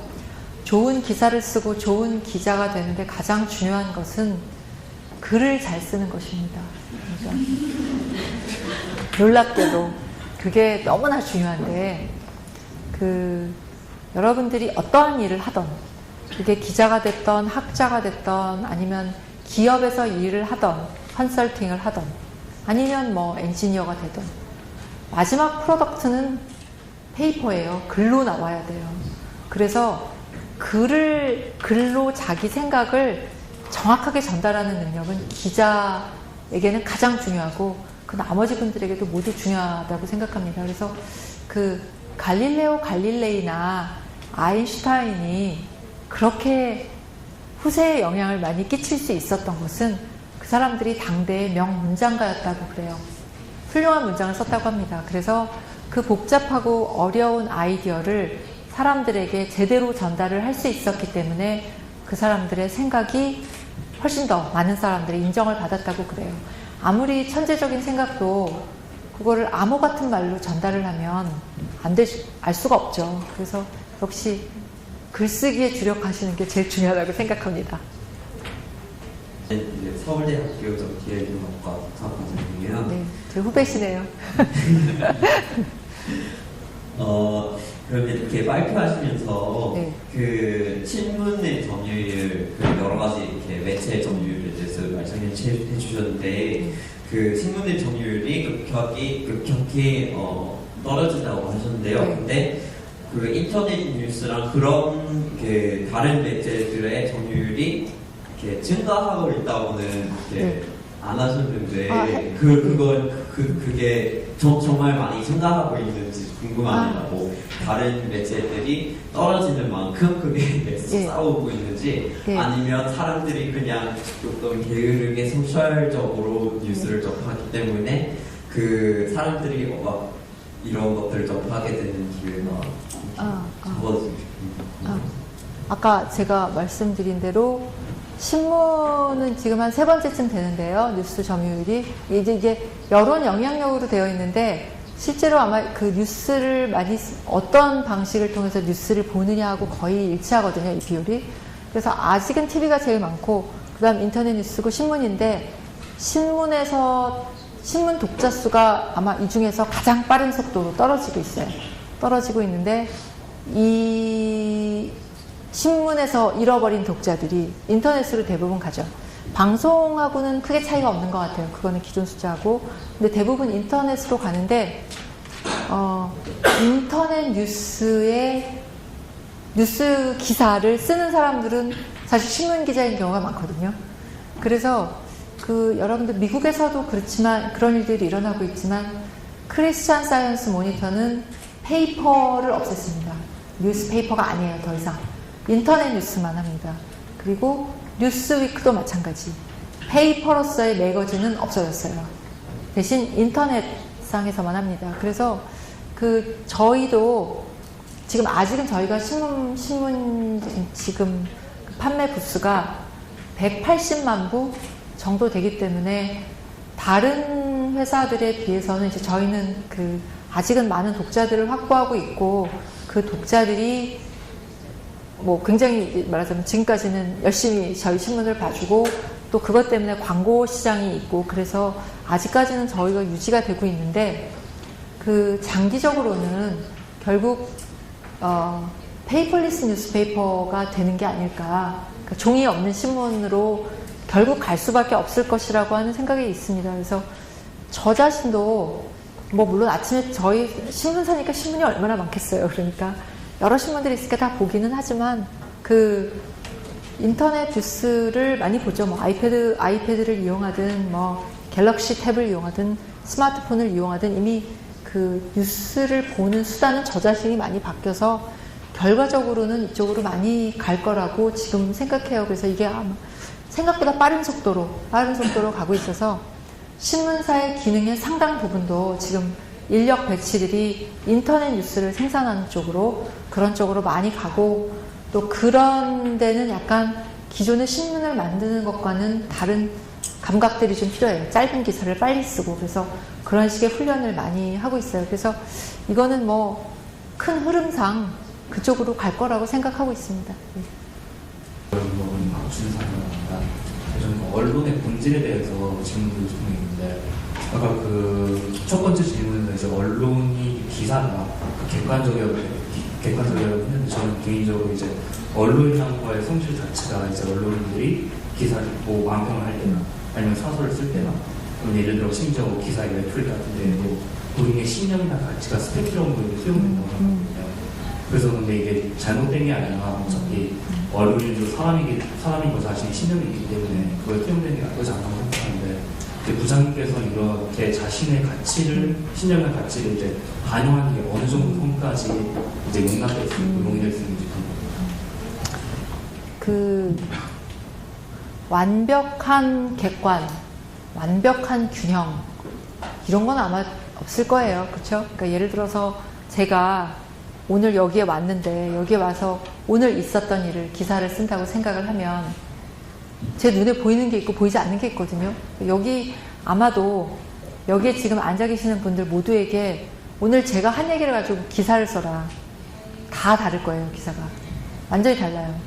근데 그게 시선이 다르고 자기 체험이 다르고 관심사가 다르고 그렇기 때문에 나오는 약간 필연적인 결과라고 생각을 하거든요. 그래서 예를 들어서 제가 이제 이분을 인터뷰를 했는데 저는 인터뷰를 하면서 이 사람이 한 얘기 중에 오늘 이게 되게 중요하다. 이거는 매우 뉴스 가치가 있다. 이렇게 판단을 해요. 이렇게 이제 인터뷰를 하면서 하고 그다음에 나중에 기사를 쓸 때는 이 사람이 하고 싶었던 가장 중요한 이야기가 무엇일까를 한번 생각해보고 또 하나는 내일 아침에 독자들이 신문을 읽을 때 이 사람을 통해서 듣고 싶은 이야기가 무엇일까를 생각을 하죠. 그래서 그 두 가지 기준에서 맞춰서 해요. 예를 들어서 힐러리 국무장관이 한국에 왔어요. 그래서 북한 문제와 관련해서 미국의 정책이 어떻게 변하는가를 이야기했는데 뒤에 기자들이 살짝 질문을 하면서 애를 어떻게 키웠냐, 일하는데 굉장히 힘들 텐데, 첼시를 키우기가 굉장히 힘들지 않았냐, 일하는 여성으로서. 이런 질문을 할 수도 있어요. 실제로 해요. 그래서 그렇게 물어봤는데, 어떤 기자는 그게 너무너무 재밌는 거예요. 그래서 쓰는 경우도 있어요. 그거를 기사로. 근데 사실 그냥 일반적인 기자의 감각으로 생각하면 미국의 북한 정책을 써야죠. 그날 국무장관이 와서 그 얘기를 했으면. 근데 뭐 이게 맞을 수도 있고 안 맞을 수도 있는 건데 그 뉴스의 판단은 굉장히 그런 거에 따라서 다른 것 같아요. 그리고 예를 들어서 뭐 미국을 예로 들자면 뉴욕 타임즈에서 무엇을 기사라고 보느냐 하고 월스트리트저널이 뭘 기사라고 보느냐하고 좀 달라요. 또는 그 기사를 보는 시각도 약간씩 다를 수 있어요. 그래서 어디까지 용납하느냐. 그러니까 물론 저희가 최대한 균형 있고 객관적인 뉴스를 전달하기 위해서 노력을 해요. 그 중에는 움직일 수 없는 객관적인 사실들이 있어요. 뭐 27일 아침 10시에 여기서 몇 명이 앉아서 뭐를 했다. 그건 다 똑같아요. 다만 거기서 제가 한 얘기 중에 오늘 그 강희선 부장이 와서 이라크전 취재에 관한 이야기를 했다. 이렇게 해서 그거를 중요하게 생각해서 쓸 수도 있고 어떤 기자, 어떤 사람들은 그 스마트폰의 등장으로 인해서 한국의 언론 환경이 어떻게 바뀌었는지 얘기했다. 이렇게 쓸 수도 있는 거예요. 그래서 사실 그거는 정말 그 사람의 기자에 따라서 다른 것이지만 기자로서 오래 훈련을 받으면 소위 말하는 뉴스워티하다는 게 뭐냐에 대해서는 한 7, 80% 정도는 합의가 있는 것 같아요. I'm from Jurong University, Graduate School of International Studies. I have two questions. Yeah. One is, when you reporting, you may write the real story, what you see in the field, in the events.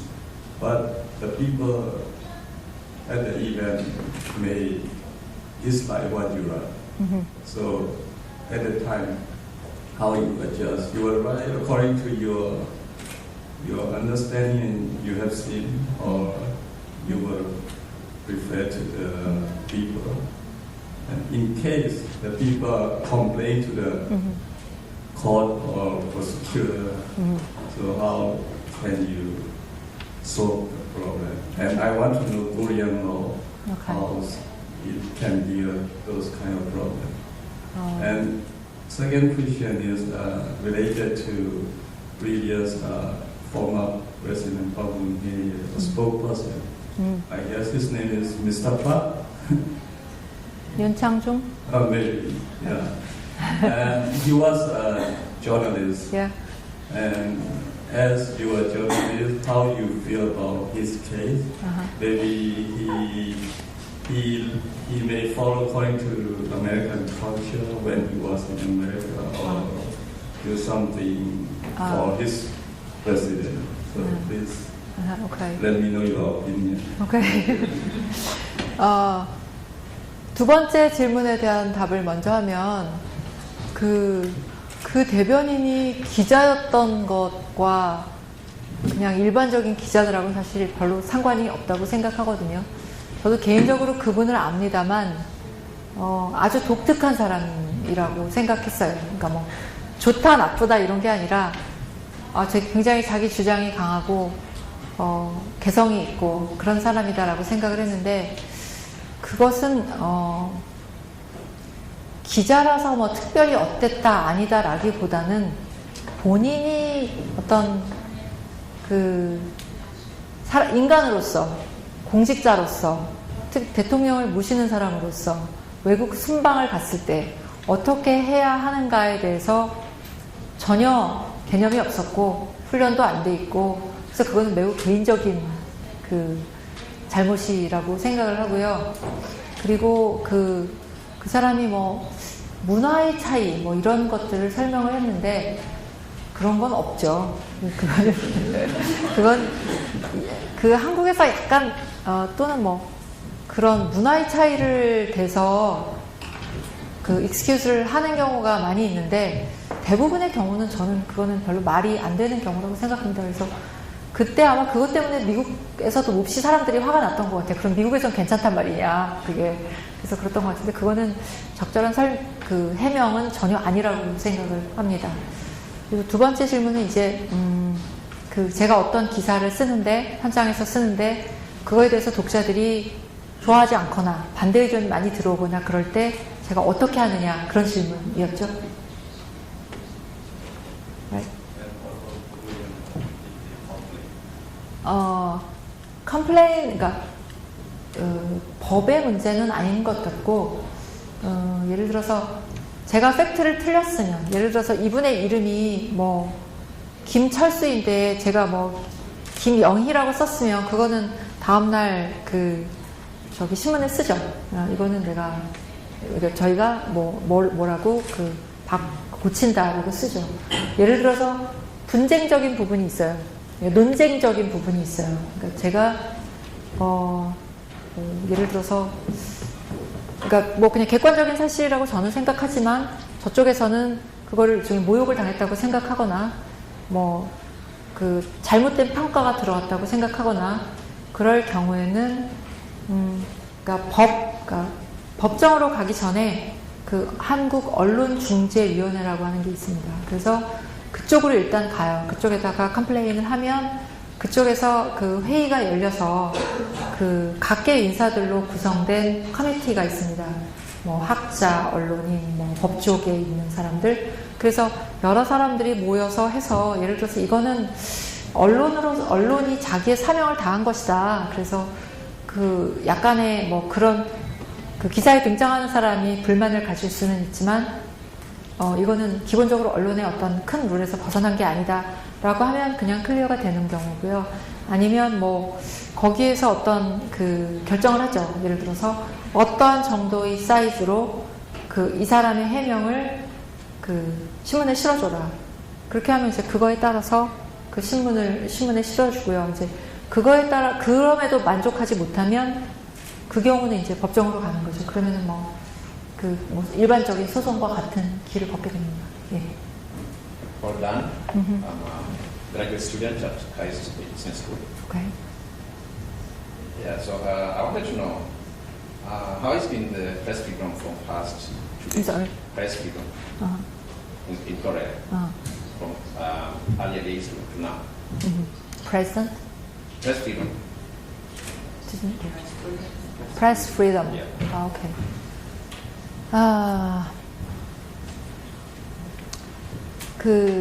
언론의 자유라고 하는 것은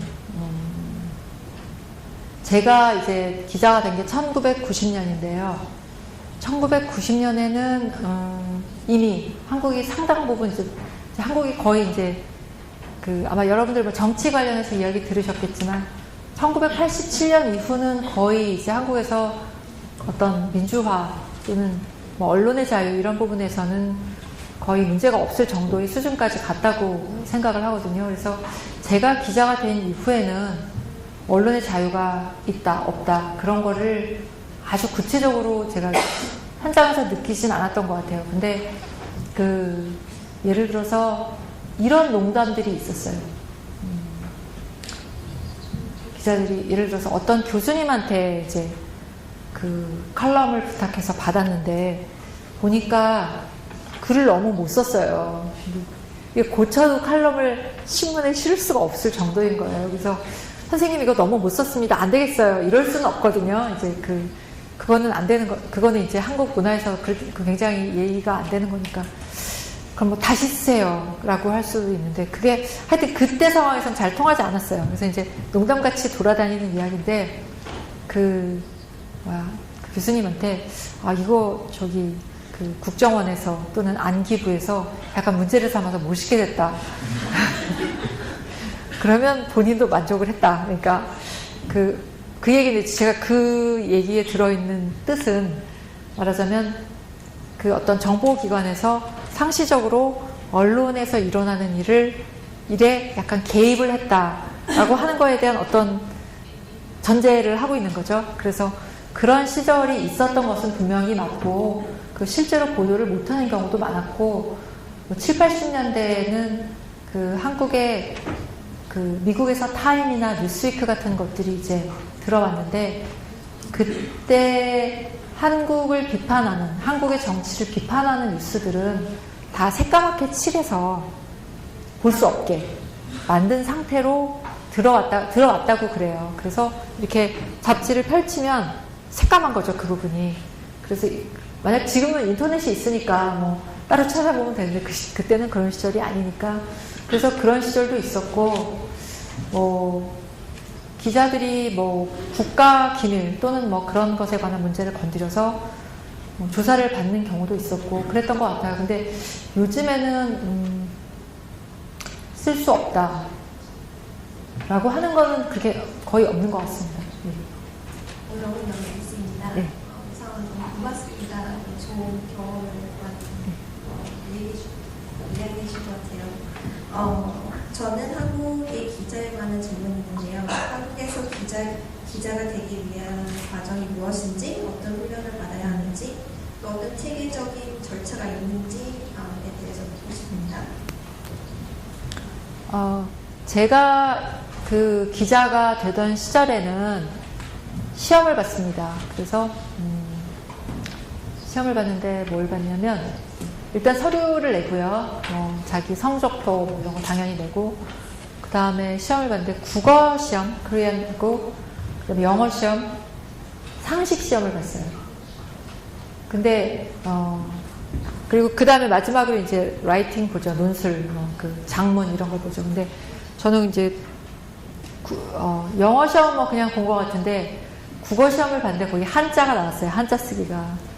근데 지명을 쓰는 거예요. 부산 한자로 쓰는 건데 여러분 혹시 나중에 보시면 아시겠지만 울릉도 되게 어려워요.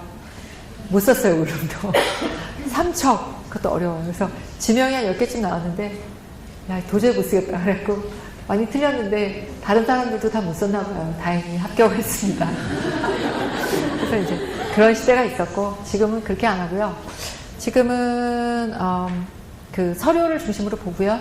그 두 파트로 나눠서 뽑는데 하나는 인턴십을 통해서 뽑아요. 일단 여름에 겨울에 그 기자를 하고 싶은 사람들, 인턴 하고 싶은 사람들을 뽑아서 인턴을 시켜요. 그래서 한 달 내지 2달 정도 같이 일을 해보고 인턴하는 것 자체로 채용을 하지는 않고요. 그냥 인턴을 해서 저희가 이제 평가를 받고 있죠. 그래서 그 사람들이 다시 저희 회사에 입사하고 싶다고 하면 그 기자들을 뽑을 때 그 중에서 상당 반 정도를 뽑고요. 그다음에 그 외에는 이제 시험을 보는데 마찬가지로 요즘은 뭐 대부분 서류로 보고 면접을 굉장히 자세히 보고요. 면접을 길게 여러 사람들이 보고 그리고 이제 실습을 하죠. 데리고 이제 일을 해보고 기자로서 자질이 있는지 현장에 가서 취재를 잘하고 글을 잘 쓰는지 보죠. 근데 이제 저희가 면접을 굉장히 여러 번 하는데 저하고 이제 굉장히 친한 친구가 있는데 이제 다른 부서의 부장이에요. 근데 저희가 이제 그 면접을 하면서 이렇게 써요. 예를 들어서 제가 이제 뭐 어떤 사람을 면접을 했는데 다양한 케이스를 들어서 자기의 주장을 매우 그 논리적으로 설명했다. 그래서 저는 이제 이렇게 써서 점수를 잘 줬어요. 그랬더니 저와 같은 학교를 나온 제 친구인 부장은 매우 산만하고 무엇을 이야기하고자 하는 것인지 모르겠다. 그리고 평가를 안 좋겠더라고요. 근데 이제 그래서 여러 사람이 평가를 하면서 그 중에 아주 극단적인 것들은 빼고 상당히 좋은 이제 중심적인 것들을 찾아내서 그 사람의 어떤 최적의 평가 같은 거를 찾아서 뽑죠. 그래서 그 예전하고는 다르게 실제로 기자 업무를 상당히 해본 상태에서 뽑습니다. 그래서 그 기자를 정말 하고 싶은 사람이 하는 것 같아요. 옛날에는 그냥 기자 한번 해볼까? 뭐 무슨 그냥 시험 보면 되겠지. 그렇게 해서 보는 사람들이 많았는데 요즘은 정말 기자를 하고 싶은 사람이 그 학교 다니면서 뭐 기사 쓰기 공부도 하고 언론사에 들어가면 어떤 게 필요한가를 스스로 알아서 스터디 그룹도 만들고 그래서 예전에 비하면 상당히 준비되어 있는 상태의 기자들이 수습 기자들로 들어오고 있다고 생각합니다. 그래서 역시 마찬가지예요. 글쓰기. 네. 박지혜. 네. 그 책은 나는 포르시다와 같은 여러 가지 팟캐스트에 대한 인민적 관심이 쏠리고 있는데요. 일부에선 해적 방송이라는 우려의 목소리 적지 않은데 강은선 부장님께서는 이러한 소셜 미디어 매체에 대해서 어떻게 생각하시는지 듣고 싶습니다. 기본적으로는 뭐 지금 이제 우리 그 프레스 프리덤 이야기도 했지만 여러 가지 매체를 통해서 여러 가지 뉴스가 나오는 거는 뭐 자연스러운 일이라고 생각을 해요. 제가 기자를 하면서 해본 것들을 보면 저는 월간지, 그러니까 시사 월간지에서 굉장히 오랫동안 일을 했습니다. 그래서 그 잡지, 매거진 일을 해봤고, 그다음에 책을 많이 썼어요. 책을 통해서 독자들을 만나기도 합니다.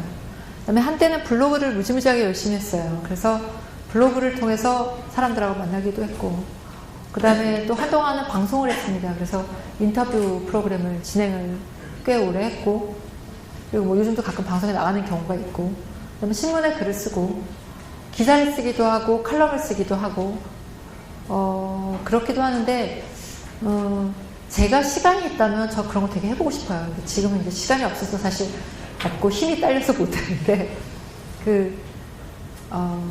매체가 달라지는 것에 따라서 정신이 얼마나 변하는가에 대해서 저는 굉장히 여러 가지 체험을 했어요. 그래서 그 신문에 딱 정해진 틀에 종이에 요만큼 프린트할 기사를 쓸 때의 마음가짐과 아무 끝도 없이 써도 되는 블로그를 쓸 때의 기분과, 그 다음에 방송에서 카메라 앞에 앉아서 어떤 사람을 인터뷰할 때 저는 굉장히 다른 사람이더라고요. 그래서 굉장히 다른 이야기를 하게 되더라고요. 그래서 그런 어떤 다른 형태의 전달 매체를 통해서 뭘 하는 것들에 대해서는 저는 굉장히 환영을 하는데, 물론 그것이 언제나 우리가 다수의 사람을 향해서 이야기를 할 때는 책임이 따릅니다. 정확할 것, 다른 사람을 모욕하거나 그러지 말 것, 저질도 안 좋죠. 그래서 그런 것들은 우리가 불특정 다수를 향해서 이야기해야 할 때는 반드시 갖춰야 할 일이라고 생각합니다. 사실 저희 이제 처음으로 그 뉴스 홈페이지가 만들어지고 거기에 왜 댓글 달잖아요. 댓글 달던데 한 10년 전쯤에 거기 댓글이라고 하는 거는 너무너무 미웠어요. 사람들이 글 쓰는 게 굉장히 밉고, 사람들 마음속에 다 이런 나쁜 것들이 들어있나? 라고 왜 우리 화장실에 가서 낙서하는 거 있잖아요. 약간 그런 느낌이 들었었는데, 이제 그것도 세월이 흐르면서 어느 정도 순화가 되고 실명제가 되고 그러면서 좋아진 것 같은데, 여러 가지 실험적인 매체들을 통해서 그게 보도가 됐든 뭐 어떤 새로운 형태의 창작물이 됐든 그런 거를 전달하는 거는 매우 중요하다고 생각합니다. 최근에 이제 굉장히 재밌는 이야기를 하나 들었는데, 김영하라는 소설가 아세요? 그 양반이 팟캐스트를 하는데, 사실 저는 그걸 들어본 적은 없는데 그분이 목소리가 굉장히 좋아요. 굉장히 좋고, 그래서 책을 이제 레커멘드를 많이 한대요. 이제 이 책을 읽어, 뭐 이 책이 재밌고 좋고. 근데 그 사람이 어떤 책을 이제 추천을 했는데 그게 한국에는 거의 알려지지 않았던 단편집이었어요. 근데 이 사람이 그거를 추천을 했는데 그 책은 이미 이제 더 이상 출판이 되지 않은 책이었어요. 몇 년 전에 나왔다가. 그래서 근데 이제 그 작가가, 소설가가 추천을 하니까 그 책을 읽고 싶어진 사람이 너무 많은 거예요. 그래서 다 막 헌책을 사고 있는 책을 프린트를 하고 막 그랬었는데, 결국은 다들 그 책을 원하니까 출판사가 결국 다시 출판을 했어요, 그 책을. 그래서 저도 한 권 샀습니다. 그래서 읽어봤더니 너무 좋은 거예요. 그래서 이런 팟캐스트의 힘, 그러니까 이게 저희가 신문이나 뉴스나 그런 것들 굉장히 제한적이기 때문에 전달할 수 없지만, 상당히 영향력이 있는 사람이 자기 책임을 갖고 그런 것들을 권하는 것들이 좋은 영향을 미쳐서 많은 사람들한테 도움이 되는구나 생각해서, 뭐 팟캐스트뿐만 아니라 여러 가지 뭐가 됐든, 유튜브가 됐든 뭐가 됐든 저는 굉장히 추천할 만하다고 생각합니다. 제 질문은 한국의 언론책은 다른 국가에 비교했을 때 제일 다른 점이 무엇인지. 한국 언론과 다른 나라의 다른 점. 사실 제가 다른 나라라고는 미국밖에 몰라서. 그러니까 언론 매체에 다른데, 나라마다 다 이제 독특한 어떤 뉴스들이 있을 것 같은데, 그러니까 그 나라의 언론은 그 나라 사람들이 가장 중요하다고 생각하는 것을 반영하게 돼 있죠. 예를 들어서 어제 이제 미국 대법원에서 동성 결혼이 결혼이 이성 간의 결합이다라고 하는 결혼보호법은 위헌이다라고 하는 판결을 내렸어요. 그래서 미국에서는 그걸 대서특필했죠. 지금 모든 언론 매체가 다 그걸 썼는데 한국에서는 뭐 그럴까 보다 조그맣게 쓰죠. 저의 관심사가 아니죠. 북한에서 어떤 일이 났다. 그럼 저희는 면면을 신문 같은 경우 동원해서 그 얘기를 쓰죠. 왜냐면 우리한테 너무 중요하니까. 근데 뭐 그게 외국 언론이라면 간단하게 쓰죠. 뭐 일본이라면 그 똑같은 북핵 문제라고 해도 일본인 납치 문제를 굉장히 중요하게 생각합니다. 그래서 이제 그런 점들이 조금 다르고요. 그리고 뭐 어떤 매체 환경 같은 거를 보면 일본 같은 경우는 아직도 신문이 굉장히 세고 많아요. 그래서 제가 알기로는 요미우리 신문 같은 데가 아직도 한 1000만 부 정도 가까이 나가는 걸로 알고 있으니까 역시 여전히 종이신문의 위력과 영향력이 세고 그런 게 있고 그거에 비하면 미국에서는 거의 종이신문 보지 않는 것 같아요. 제가 미국에 살 때 무슨 아파트에 살았는데 그때가 벌써 뭐 한 5년 전인데 그때 이제 제가 그 직업이 신문 기자니까 이렇게 아침에 집 앞을 이렇게 복도를 돌아다녀봐요. 누가 신문 보나. 근데 신문 저만 보더라고요. 거의 보는 사람이 없더라고요. 그래서 야 큰일 났다 이런 생각을 했었는데 뭐 나라마다 약간 뉴스를 소비하는 방식들이 좀 다르기는 다른 것 같아요. 근데 아주 뭐 한국 언론과 미국 언론은 어떻게 다르냐 그러면은 그 차이를 명확하게 제가 구분하기는 좀 어려운 것 같습니다. 학교에서 웹진을 친구들이랑 시작한 네. 그러니까 이런 좀 대안 매체 같은 거에 관련 질문이고요. 뭐 그런 거면은 이제 좀 독자로부터 신뢰를 얻는 그런 문제가 있는 것 같습니다. 그리고 다른 학교나 다른 이렇게 사람들이 만든 그런 교지나 학생 잡지나 그런 거 보면 보통 이렇게 발간하는 경우가 많아요. 뭐 요즘에 프리즘이라는 이렇게 국제시사 잡지도 생겼고 이렇게 Economic Review의 1위라는 잡지도 있어요. 근데 그렇게 하는 이유가 이제 약간 기존 방식을 따라서 이제 독자로부터 어떤 신뢰를 얻기 위해서 발간을 해야 그렇게 할 수 있다는 생각이 있기 때문인 것 같아요. 그러니까 그렇게 하지 않고 오직 온라인으로 활동하는 웹진으로서는 어떻게 어떻게 해야 독자로부터 신뢰를 받을 수 있는지 좀 궁금하고 혹시 좀 조언해 주실 수 있나요? 언론 기자로 일을 하거나 뭐 어떤 언론 매체에서 일을 하다 보면 누가 내 이야기를 읽어주는가가 너무나 중요하죠. 그러니까 누가 내 이야기를 읽어주나, 어떤 사람들이 이게 중요하다고 생각하고 같이 봐줄까, 그런 것들이 되게 중요한데, 사실 이제 그런 게 이렇게 커뮤니케이션이 돼야만 그 매체가 무엇이든 존재 이유가 있는 거거든요. 예를 들어 저희가 아무리 밤을 새고 신문을 만들어도 다 저희 신문을 안 보겠다고 하면 그건 존재할 수 없는 거죠. 마찬가지로 이제 웹진 같은 경우도 결국은 이제 얼마나 많은 사람들이 그것을 읽어주느냐인데, 상대적으로 이제 그 반응 자체가 잘 느껴지지가 않으니까 조금 이제 어떤 의미에서는 만드는 사람이 조금 심심할 것 같기도 하고, 어떤 의미에서는 다른 사람들이 어떻게 생각하는지 모르는 상태에서 만드는 경우도 있을 거고 그럴 것 같거든요. 그래서 그냥 제 생각에는 지금 그냥 예를 들어서 트위터나 뭐 문자 메시지나 뭐 카톡이나 페이스북이나 이런 걸 통해서 가능하면 이렇게 저변을 넓혀가는 것. 그러니까 우리가 여기 있다라고 하는 걸 알리기 전에는 사실 인터넷 매체들은 이제 그걸 알리는 것 자체가 굉장히 어려우니까 그런 점들이 이제 일단은 홍보하는 게 굉장히 중요하다고 생각하고요.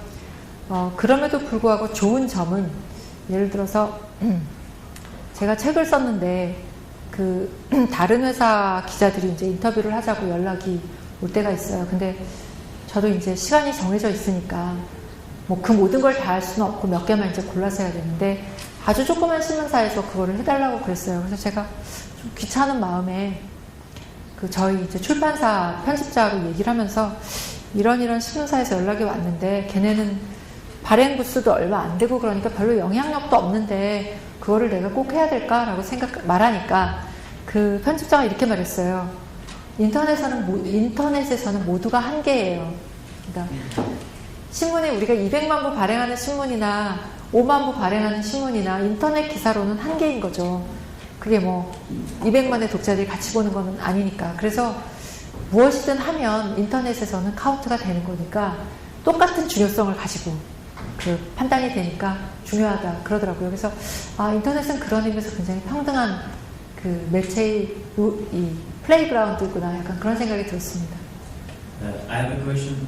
Actually, that was really good. Like, thank you for I wanna know your personal opinion. The thing you told us, the balancing,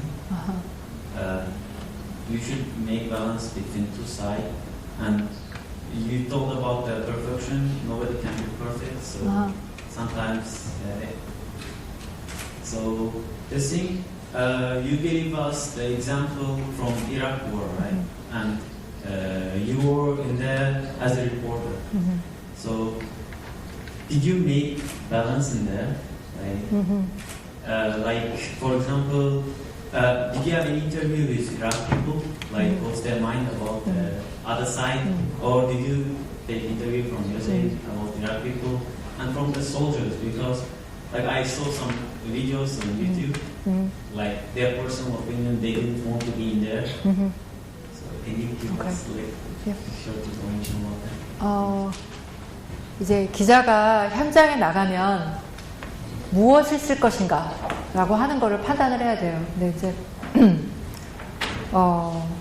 이라크 전쟁 같은 경우는 전례가 없는 거고 아주 다른 상황이니까 이거를 어떻게 할지 갈대 구상이 있어요. 예를 들어 저 같은 경우는 저도 국제정치학을 전공했는데 전쟁과 평화 이런 거는 제가 굉장히 좋아하는 주제입니다. 그래서 아주 유식하게 기사를 쓰려고 클라우제비츠의 전쟁론 뭐 이런 아주 고전들을 책가방에 배낭에 넣고 갔어요. 욕심을 이제 그렇게 냈던 거죠. 그래서 근데 가보니까 이거는 내가 뭘 안다고 자랑하는 데가 아니구나 라고 하는 거를 본능적으로 깨달았어요. 자, 무엇을 할 것인가. 이라크 전쟁의 큰 그림 또는 이라크 전쟁의 어떤 큰 작전들 이런 거를 어떻게 이런 걸 쓸 수도 있죠. 거기서 외신 들으면 쓸 수도 있죠. 근데 그게 정말로 내가 그 현장에서 써야 할 가장 중요한 것인가 라고 하는 질문을 저한테 끊임없이 했는데 그건 아니었어요. 그래서 그냥 결정을 했어요.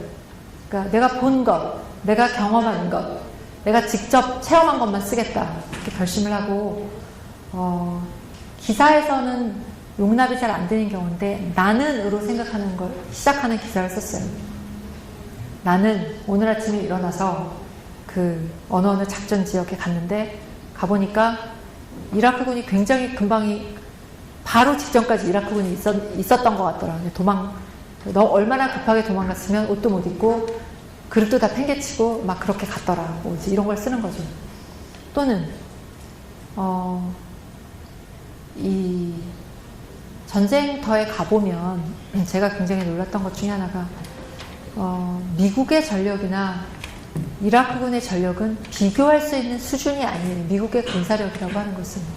근데 현장에 마주한 군인들은 너무너무 무서워해요.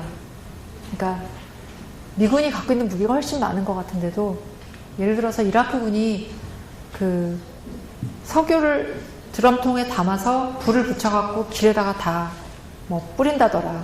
그러면 유독가스에 다 질식돼서 우리는 죽을 거야. 그러니까 어떤 무기의 능력, 군사력의 차이 같은 것들이 거의 느껴지지, 그러니까 현장에서는 완전히 이게 다른 방식으로 해석이 돼요. 그래서 제가 그런 이야기들을 굉장히 체험적으로 썼는데 그게 굉장히 논쟁적인 상황이었어요. 한국 언론에서는 굉장히 그걸 사람들이 컨트로버셜하게 받아들여서 정말 이거야말로 진짜 기사다. 우리는 이런 이야기를 듣고 싶었다. 라고 하는 사람이 있는가 하면 이게 기사냐, 얘가 지금 가서 뭐 하는 거냐, 정신이 있냐 없냐 이런 얘기도 들었어요. 근데 저는 그때 현장에서는 제가 전달할 수 있는 최선은 이것이다 라고 하는 판단에서 그 방식을 썼는데 결과적으로는 그거를 지지하는 사람들이 훨씬 많았어요. 근데 그 현장에서 느끼는 한계는 굉장히 여러 가지가 있습니다. 첫째, 전체 그림 볼 수가 없어요. 너무나 전쟁에 깊이 들어갔기 때문에. 그러니까 카타르 같은 데에 있는 뭐 미 중부 사령부의 그 홍보실 프레스 릴리스 해주고 그런 데 가면 전체 그림 보여요. 여기 어디 전투 졌고 여기 어디 이겼고 뭐 어디서 추가 병력이 들어갔고 전쟁의 큰 그림 보이죠. 저도 얘기는 듣긴 하죠. 근데 굳이 제가 저 이라크 사막 한가운데 앉아서 그거를 쓸 이유는 없다고 생각했어요. 그리고 제가 아랍어 못하니까 이라크 사람들하고 접촉 당연히 인터뷰 못하죠. 근데 그 미군 이제 그 프로그램 자체가 이제 군인들하고 같이 다녔기 때문에 접촉면이라는 게 있을 수가 없는 거예요. 군인들을 이라크 사람들은 너무나 무서워해요. 근처에 오지도 않아요. 아예 접촉 자체가 불가능하죠. 그래서 그 보도를 한다고 하는 것은 현장에서 취재를 해서 보도를 한다고 하는 것은 주어진 한계 내에서 내가 무엇을 전달할 수 있는 거예요. 그래서 그 당시 신문을 보면 이제 그게 저 신문의 한 면에 제가 쓴 기사가 있어요. 그것은 이라크 현장에 들어간 기자가 현장에서 듣고 보고 체험한 것을 1인칭으로 쓰는 거예요. 그 다음에 다른 한쪽에는 이라크 전쟁 전체의 그림을 보여주는 그런 기사가 있어요. 그 옆에는 이라크 민간인들이 굉장히 많이 죽었다라고 하는 기사가 있어요. 미국 정부는 어떻게 할 것인지 뭐 보는 게 있어요. 국제사회는 어떻게 이라크전을 보는지 그런 기사들이 다 기사의 한 면으로 보면 균형이 맞게 만들어져 있어요. 그러니까 제가 쓰는 것만 쓰는 게 아니라 큰 사건이 날 경우에는 그렇기 때문에 균형이라고 하는 것은 한 사람이 서서 어디에도 치우치지 않는 완전히 균형 있고 객관적인 기사를 쓰는 것이 아니라 여러 가지 면을 통해서 모자이크를 통해서 여러 개의 측면을 보여주고 그 전체가 균형이 맞으면 그게 이상적이라고 저는 생각합니다. 네, 저는 김겨연입니다. 사실 궁금한 점이 있어서 이렇게 질문 드리게 됐는데요. 지나가면서 저는 이제 법 개정이나 이제 뭐 정책 시행 같은 데 있어서 강행하고 싶을 때 이제 시민들의 시선을 이제 따돌리기 위해서 이제 연예인 뉴스 같은 이제 주목될 만한 기사들을 올리곤 한번 얘기를 들은 적이 있어요. 외국인인 저한테는 되게 충격적이었나 봐요. 그래서 이제 나중에 탑스타들의 개인 사생활이라든가 이런 뉴스가 뜨면 저도 모르게 사회적 이슈가 되고 있는 기사는 뭔지 이제 찾아보게 되더라고요. 그래서 이런 현상에 대해서 현직에 종사하신 분으로서 부장님들은 어떤 생각이 갖고 계신지 궁금해서 질문 드리겠습니다. 그거는 사실 저도 굉장히 궁금해요. 그래서 예를 들어, 뭐였지? 하여튼 무슨, 예를 들어서 윤창중 사건이 났는데, 갑자기 한혜진 기성용 결혼 기사가 떴다. 그런 거죠. 그런 말씀 하시는 거죠. 네. 그래서 이제 이 사건에 대한 관심을 좀 낮추기 위해서 사람들이 훨씬 더 관심을 갖는 어떤 기사를 쓴다. 근데, 진짜 그렇게 빅 브라더가 있을까? 라고 하는 게 저의 의문이에요, 사실은. 그래서, 있을 수도 있겠죠. 가능할 수도 있을까라고, 여전히 저는 잘 그거에 대해서는 좀 의심스러운데, 예를 들어서, 이건 미국 케이스인데, 뉴욕타임즈에 굉장히 유명한 외교 안보 이슈를 쓰는 기자가 있어요. 그래서 이제 미국의 외교 안보 정책에 대해서 굉장히 비판적인 기사를 계속 써요. 굉장히 강한 톤으로 취재를 많이 해서 써요. 그러니까 그때 제가 듣기로는 이제 콘돌리자 라이스가 그 외교 안보 보좌관이었는데 그 사람이 그 기자한테 보통 이제 그런 경우 굉장히 친해요. 서로 취재도 많이 하고 그러니까 전화를 해서 야, 너 뭐를 주면 이걸 그만 쓸래? 이렇게 얘기했다는 거예요. 그러니까 제발 이거 그만하자. 그러니까 그럼 이쪽에서는 이제 그러는 거죠. 그럼 딴 기사를 줘. 내가 딴 걸 쓸게. 이거 그만 쓰고. 그런 식의 바터를 한다는 얘기들이 있는데 현실에서는 그렇게 사실 그거는 저도 의문이에요. 저도 이제 소위 말하는 증권가, 여기 증권회사지만 증권가 찌라시라는 게 있어서 항상 그 얘기들이 돌고 뭔가 이해 안 되는 타이밍에 갑자기 그 이야기가 터지고 그러면 이게 그게 아니었을까. 근데 과거에도 그렇게 이야기를 맞춰갖고 앞뒤를 쫙 맞추면 대부분의 음모론들이 그렇듯 너무나 그럴듯해요. 얘기가 돼요. 그래서 이제 얘기가 이제 되니까 결국은 사람들한테 이제 돌아다니는 건데, 소위 말하는 그런 이제 크고 작은 음모론들에 대해서는 제가 이제 미국의 역사학자들이 만든 다큐멘터리를 한번 본 적이 있는데, 케네디 암살이라든가 굉장히 큰 사건에 대해서는 끊임없이 음모론이 나오잖아요. 그게 전부가 아니다. 사실은 뭐가 있었다. 근데 그 이야기는 사람들이 예를 들어서 미국 대통령이 암살당했는데 그게 어떤 한 젊은 애가 했다. 그게 예를 들어서 제가 정확한 얘기를 하는 것은 아닌데, 그러면 사람들이 봤을 때 도저히 이해가 안 되는 거예요. 이거는 균형이 안 맞는 거예요. 어떻게 그럴 수가 있어? 그러면 이제 이쪽에서 여러 가지 형태의 가설들이 만들어지고 상상력을 통해서, 그래서 그게 음모론으로 발전하고 그러는 경우들이 상당히 많다는 그 다큐멘터리를 제가 본 적이 있는데, 한국에서 일어나는 일도 아마 그런 어떤 우연한 타이밍 이런 것들이 뭔가 이상하다. 이거는 좀 말이 안 된다. 그러면 이제 약간 거기에 대한 스토리가 만들어지는 거라고 생각하는데, 사실 저도 그거에 대해서는 정확한 어떤 케이스를 알거나 그 취재를 해본 적은 없어요. 재밌게 들었습니다. 그래서 좀 개인적인 질문. 네. 기자 할 그런 결정을 어떻게 하셨는지, 그리고 하시다 보니 중간에 도저히 못하겠다, 그만둬야겠다 그런 순간이 언제인지 해주시면 돼요. 네. 기자가 된 것은 어렸을 때부터 기자가 꿈이었다라고 하면 거짓말이고, 그건 아니고. 그래서 대학원 전 국제관계, 국제정치학을 전공했는데 공부를 꽤 좋아했어요. 공부를 꽤 좋아했고, 그래서 석사는 했는데 그 과정에서 좀 지루했어요. 그러니까 첫째는 이렇게 매일 연구실에 앉아서 책을 읽고 공부를 하고 글을 쓰고 이러는 거에 대해서 어느 날 더 이상 이렇게 약간 익사이트드 되지 않는 거, 이제 그런 거에서 오는 게 하나 있었고, 또 하나는 재능이 없다는 회의가 너무 많이 들었어요.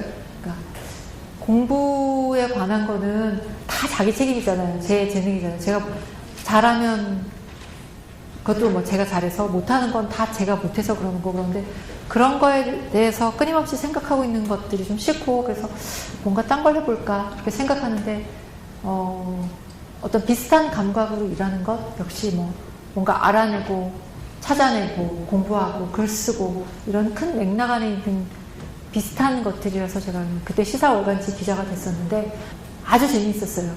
그러니까 매일매일 재미있었어요. 회사도 일요일이 되면 빨리 월요일이 돼서 회사 갔으면 좋겠다, 이런 생각도 하고, 기자가 되지 않았으면 만나지 못했을 너무나 많은 사람들을 만나고, 기자가 아니었으면 가지 않았을 곳들을 가보고, 이라크, 캄보디아 이런 걸 왜 가겠어요? 그 전쟁 상황에서 기자였기 때문에 가는 거죠. 그래서 약간 인생이 약간 어드벤처가 되는 느낌? 그런 것들이 좀 있었어요. 물론 매일 청와대 출입을 한다든지 국회에 간다든지 그러면은 거기도 역시 아주 지루한 루틴이 있죠. 근데 그 사이사이에 굉장히 재밌는 일들이 많이 있었고, 그런 것들이 이제 원동력이 돼서 오래 했고, 그만두고 싶을 때는 지금도 매일매일 그만두고 싶죠. 힘들어서. 그래서 일이 이제 기본적으로 시간에 매여 있으니까요.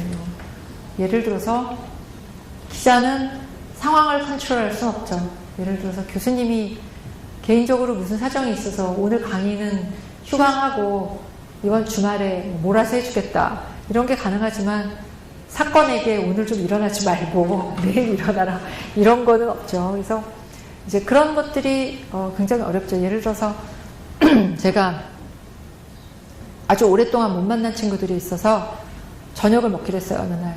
근데 이제 다 멀리 흩어져 있으니까 이제 한 곳에 모이기가 힘든데, 그 친구들이 제가 제일 바쁜 사람이니까 광화문에 오겠다 그래갖고 다 이제 강남에서 어디서 모여갖고 근처의 식당에 모이기로 했는데, 그날 김정일이 죽었어요. 그러니까 제가 제 친구들이 저에게 전화를 해서 안 와도 돼.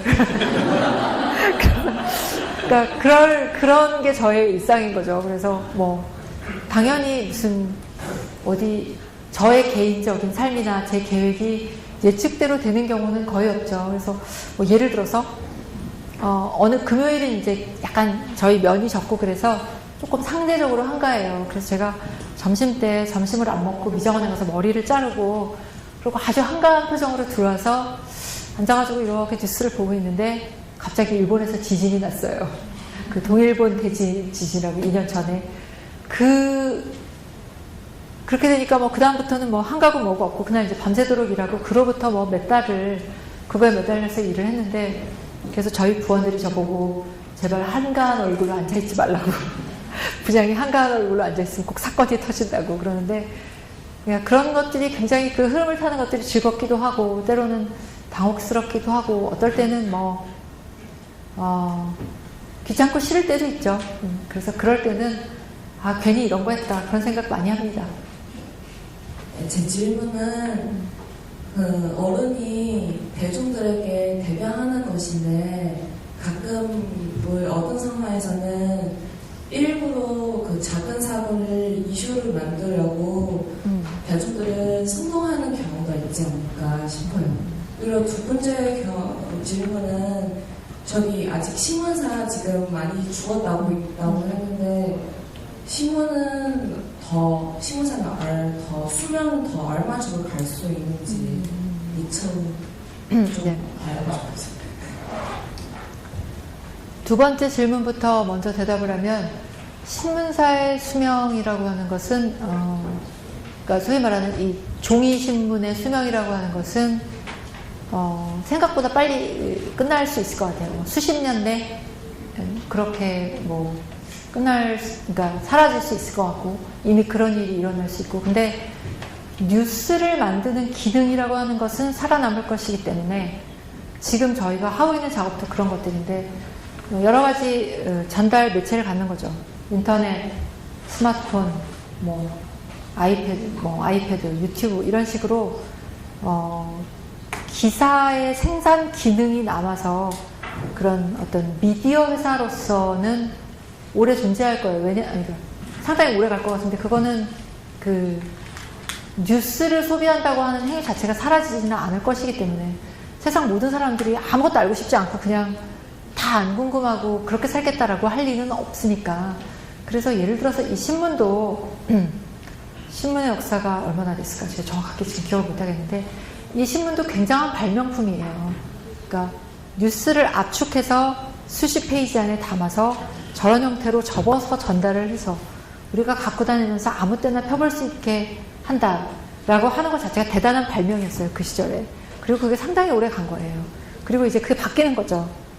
전화를 통해서 본다, 본다. 그래서 신문 자체의 수명은 끝날 수 있지만 언론사, 뉴스를 만드는 회사로서는 굉장히 오래 갈 거라고 생각합니다. 그리고 이제 앞에 작은 일을 크게 키워서 선동한다라고 하는데 약간 이제 기자들하고 이게 어떤 형태의 약간 다른 식의 방식의 대답이 될 수 있을 것 같은데 기자들은 절대로 사업을 하지 말라는 얘기가 있어요. 장사를 하지 말아라.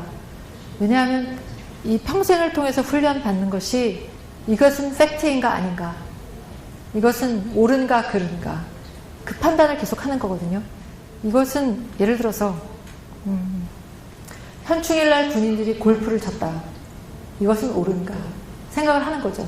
기자들은 항상 그 판단을 하는 거죠. 그래서 최근에 어떤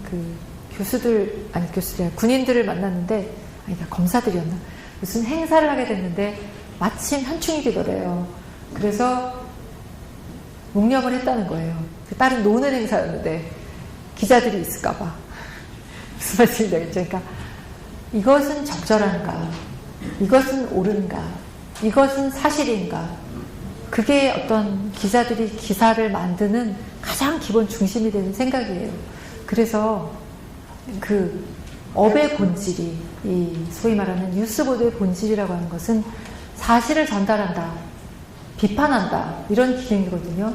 그래서 우리가 작은 사실을 부풀려서 선동을 하려면 300명의 기자들이 있는 조직에서 어마어마한 조작을 해야 되겠죠. 근데 그거는 사실 거의 제 생각에는 불가능하다고 생각하고요.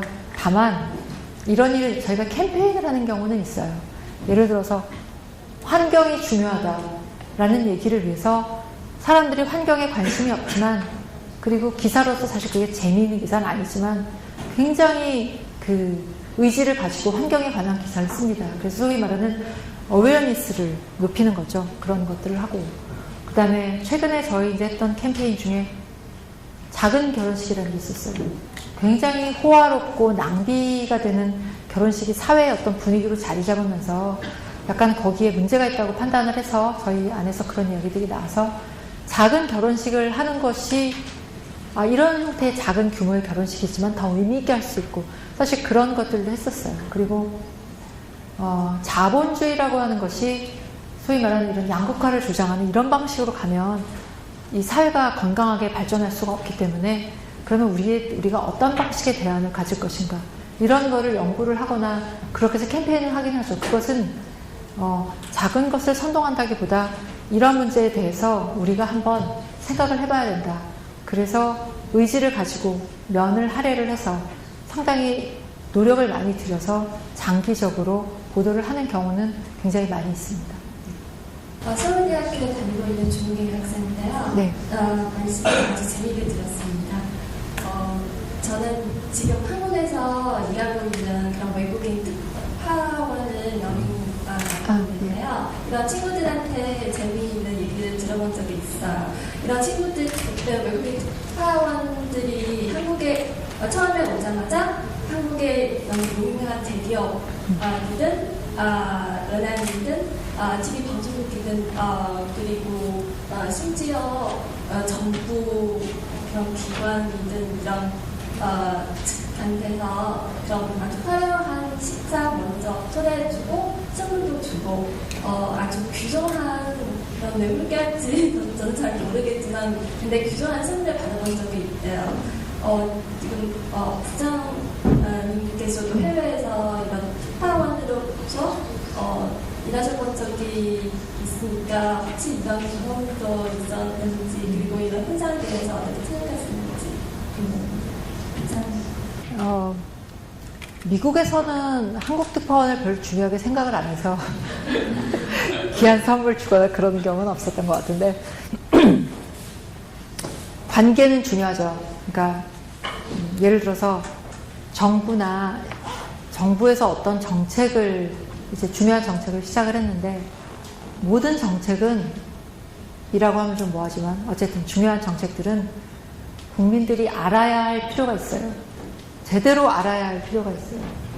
그래서 사실 기자들하고의 관계는 매우 중요합니다. 그래서 이게 제가 기자 입장에서 얘기하는 게 아니라 이제 정부 쪽 입장에서 얘기한다면, 예를 들어서 케네디 스쿨 같은 경우 이제 그게 이제 스쿨 오브 거버먼트잖아요. 그런 정부 관련 이제 그런 정책 그런 걸 많이 가르치는 학교인데, 그 중에 상당 부분이 공무원들이 정부가 기자들하고 어떻게 일할 것인가. 왜냐하면 결국은 기자라고 하는 것은 전달자인데 어떻게 전달할 거냐. 제대로 정확하게 이해해서 전달해 주길 바라겠는데, 그게 어느 날 갑자기 얘기해갖고 되는 건 아니거든요. 새로운 복지 정책을 만들었는데 그냥 느닷없이 가갖고 뭐 이거 하는데 이거 알려달라 이렇게는 안 되는 거거든요. 그래서 어떤 관계를 발전시켜 나가는 거는 매우 중요하죠. 근데 그거는 기업도 마찬가지입니다. 기업도 마찬가지라서 평소에 이제 좋은 관계를 만들어서 서로 이해를 많이 하고 있고, 물론 거기에는 뭐 이런 뜻도 있겠죠. 우리가 뭐 잘못했더라도 너무 비판하지 말아줘 라고 하는 뜻도 있겠죠. 그래서 그게 밥이 되고 술이 되고 선물이 될 수는 있을 것 같은데, 그게 뭐 뇌물의 수준인가, 그렇게 되면 그건 좀 딴 얘기인데, 그게 아니라 뭐 그냥 밥 먹고 인사하고 서로 알게 되고 그런 수준이라면 뭐 늘상 있는 일이라고 생각하는데, 그거는 뭐 외국 언론에서도 비슷한 일이고요. 근데 물론 제가 미국에 있을 때도 국무부 쪽 사람들, 뭐 백악관 쪽 사람들 만났는데, 제가 밥을 더 많이 산 것 같아요. 근데 한 번은 이제 백악관에서도 굉장히 문제가 됐어요. 이 취재원들하고 취재원들 이제 여기는 거꾸로인데 취재원들로부터 너무나 화려하게 접대를 받았다거나 밥을 먹었다거나 그런 것들이 문제가 돼서 이제 내부에서 이제 그런 윤리교육 같은 거를 굉장히 강하게 했대요. 그래서 제가 늘 만나던 외교안보 담당자가 있었는데 그 사람이 어느 날 만나서 제가 밥값을 내려고 하니까 아니라고 자기가 내겠다고 그러더라고요. 그래서 웬일이냐고 그랬더니 새로운 윤리 규정이 만들어졌는데 이 사람이랑 저랑 친구로 만나서 밥 먹었으면 누가 내도 상관이 없는데 그날 북한 정책 관련해서 얘기를 했거든요. 일에 관한 얘기를 했으면 자기네가 내는 게 맞다. 그래서 내더라고요. 그래서 그런 것들이 여러 가지 형태로 그 기자와 취재원과의 사이에 스며 있는데 그게 무리가 되는 경우에는 그거는 거의 법으로 그러니까 가야 되는 상황인데 그렇게까지 무리한 것은 아니지 않았을까. 제가 정확한 상황을 몰라서. 네, 이상으로 강연 마치겠습니다. 우리 당시나 열정적으로 강연해주신 강사 부장님께 큰 박수. 감사합니다.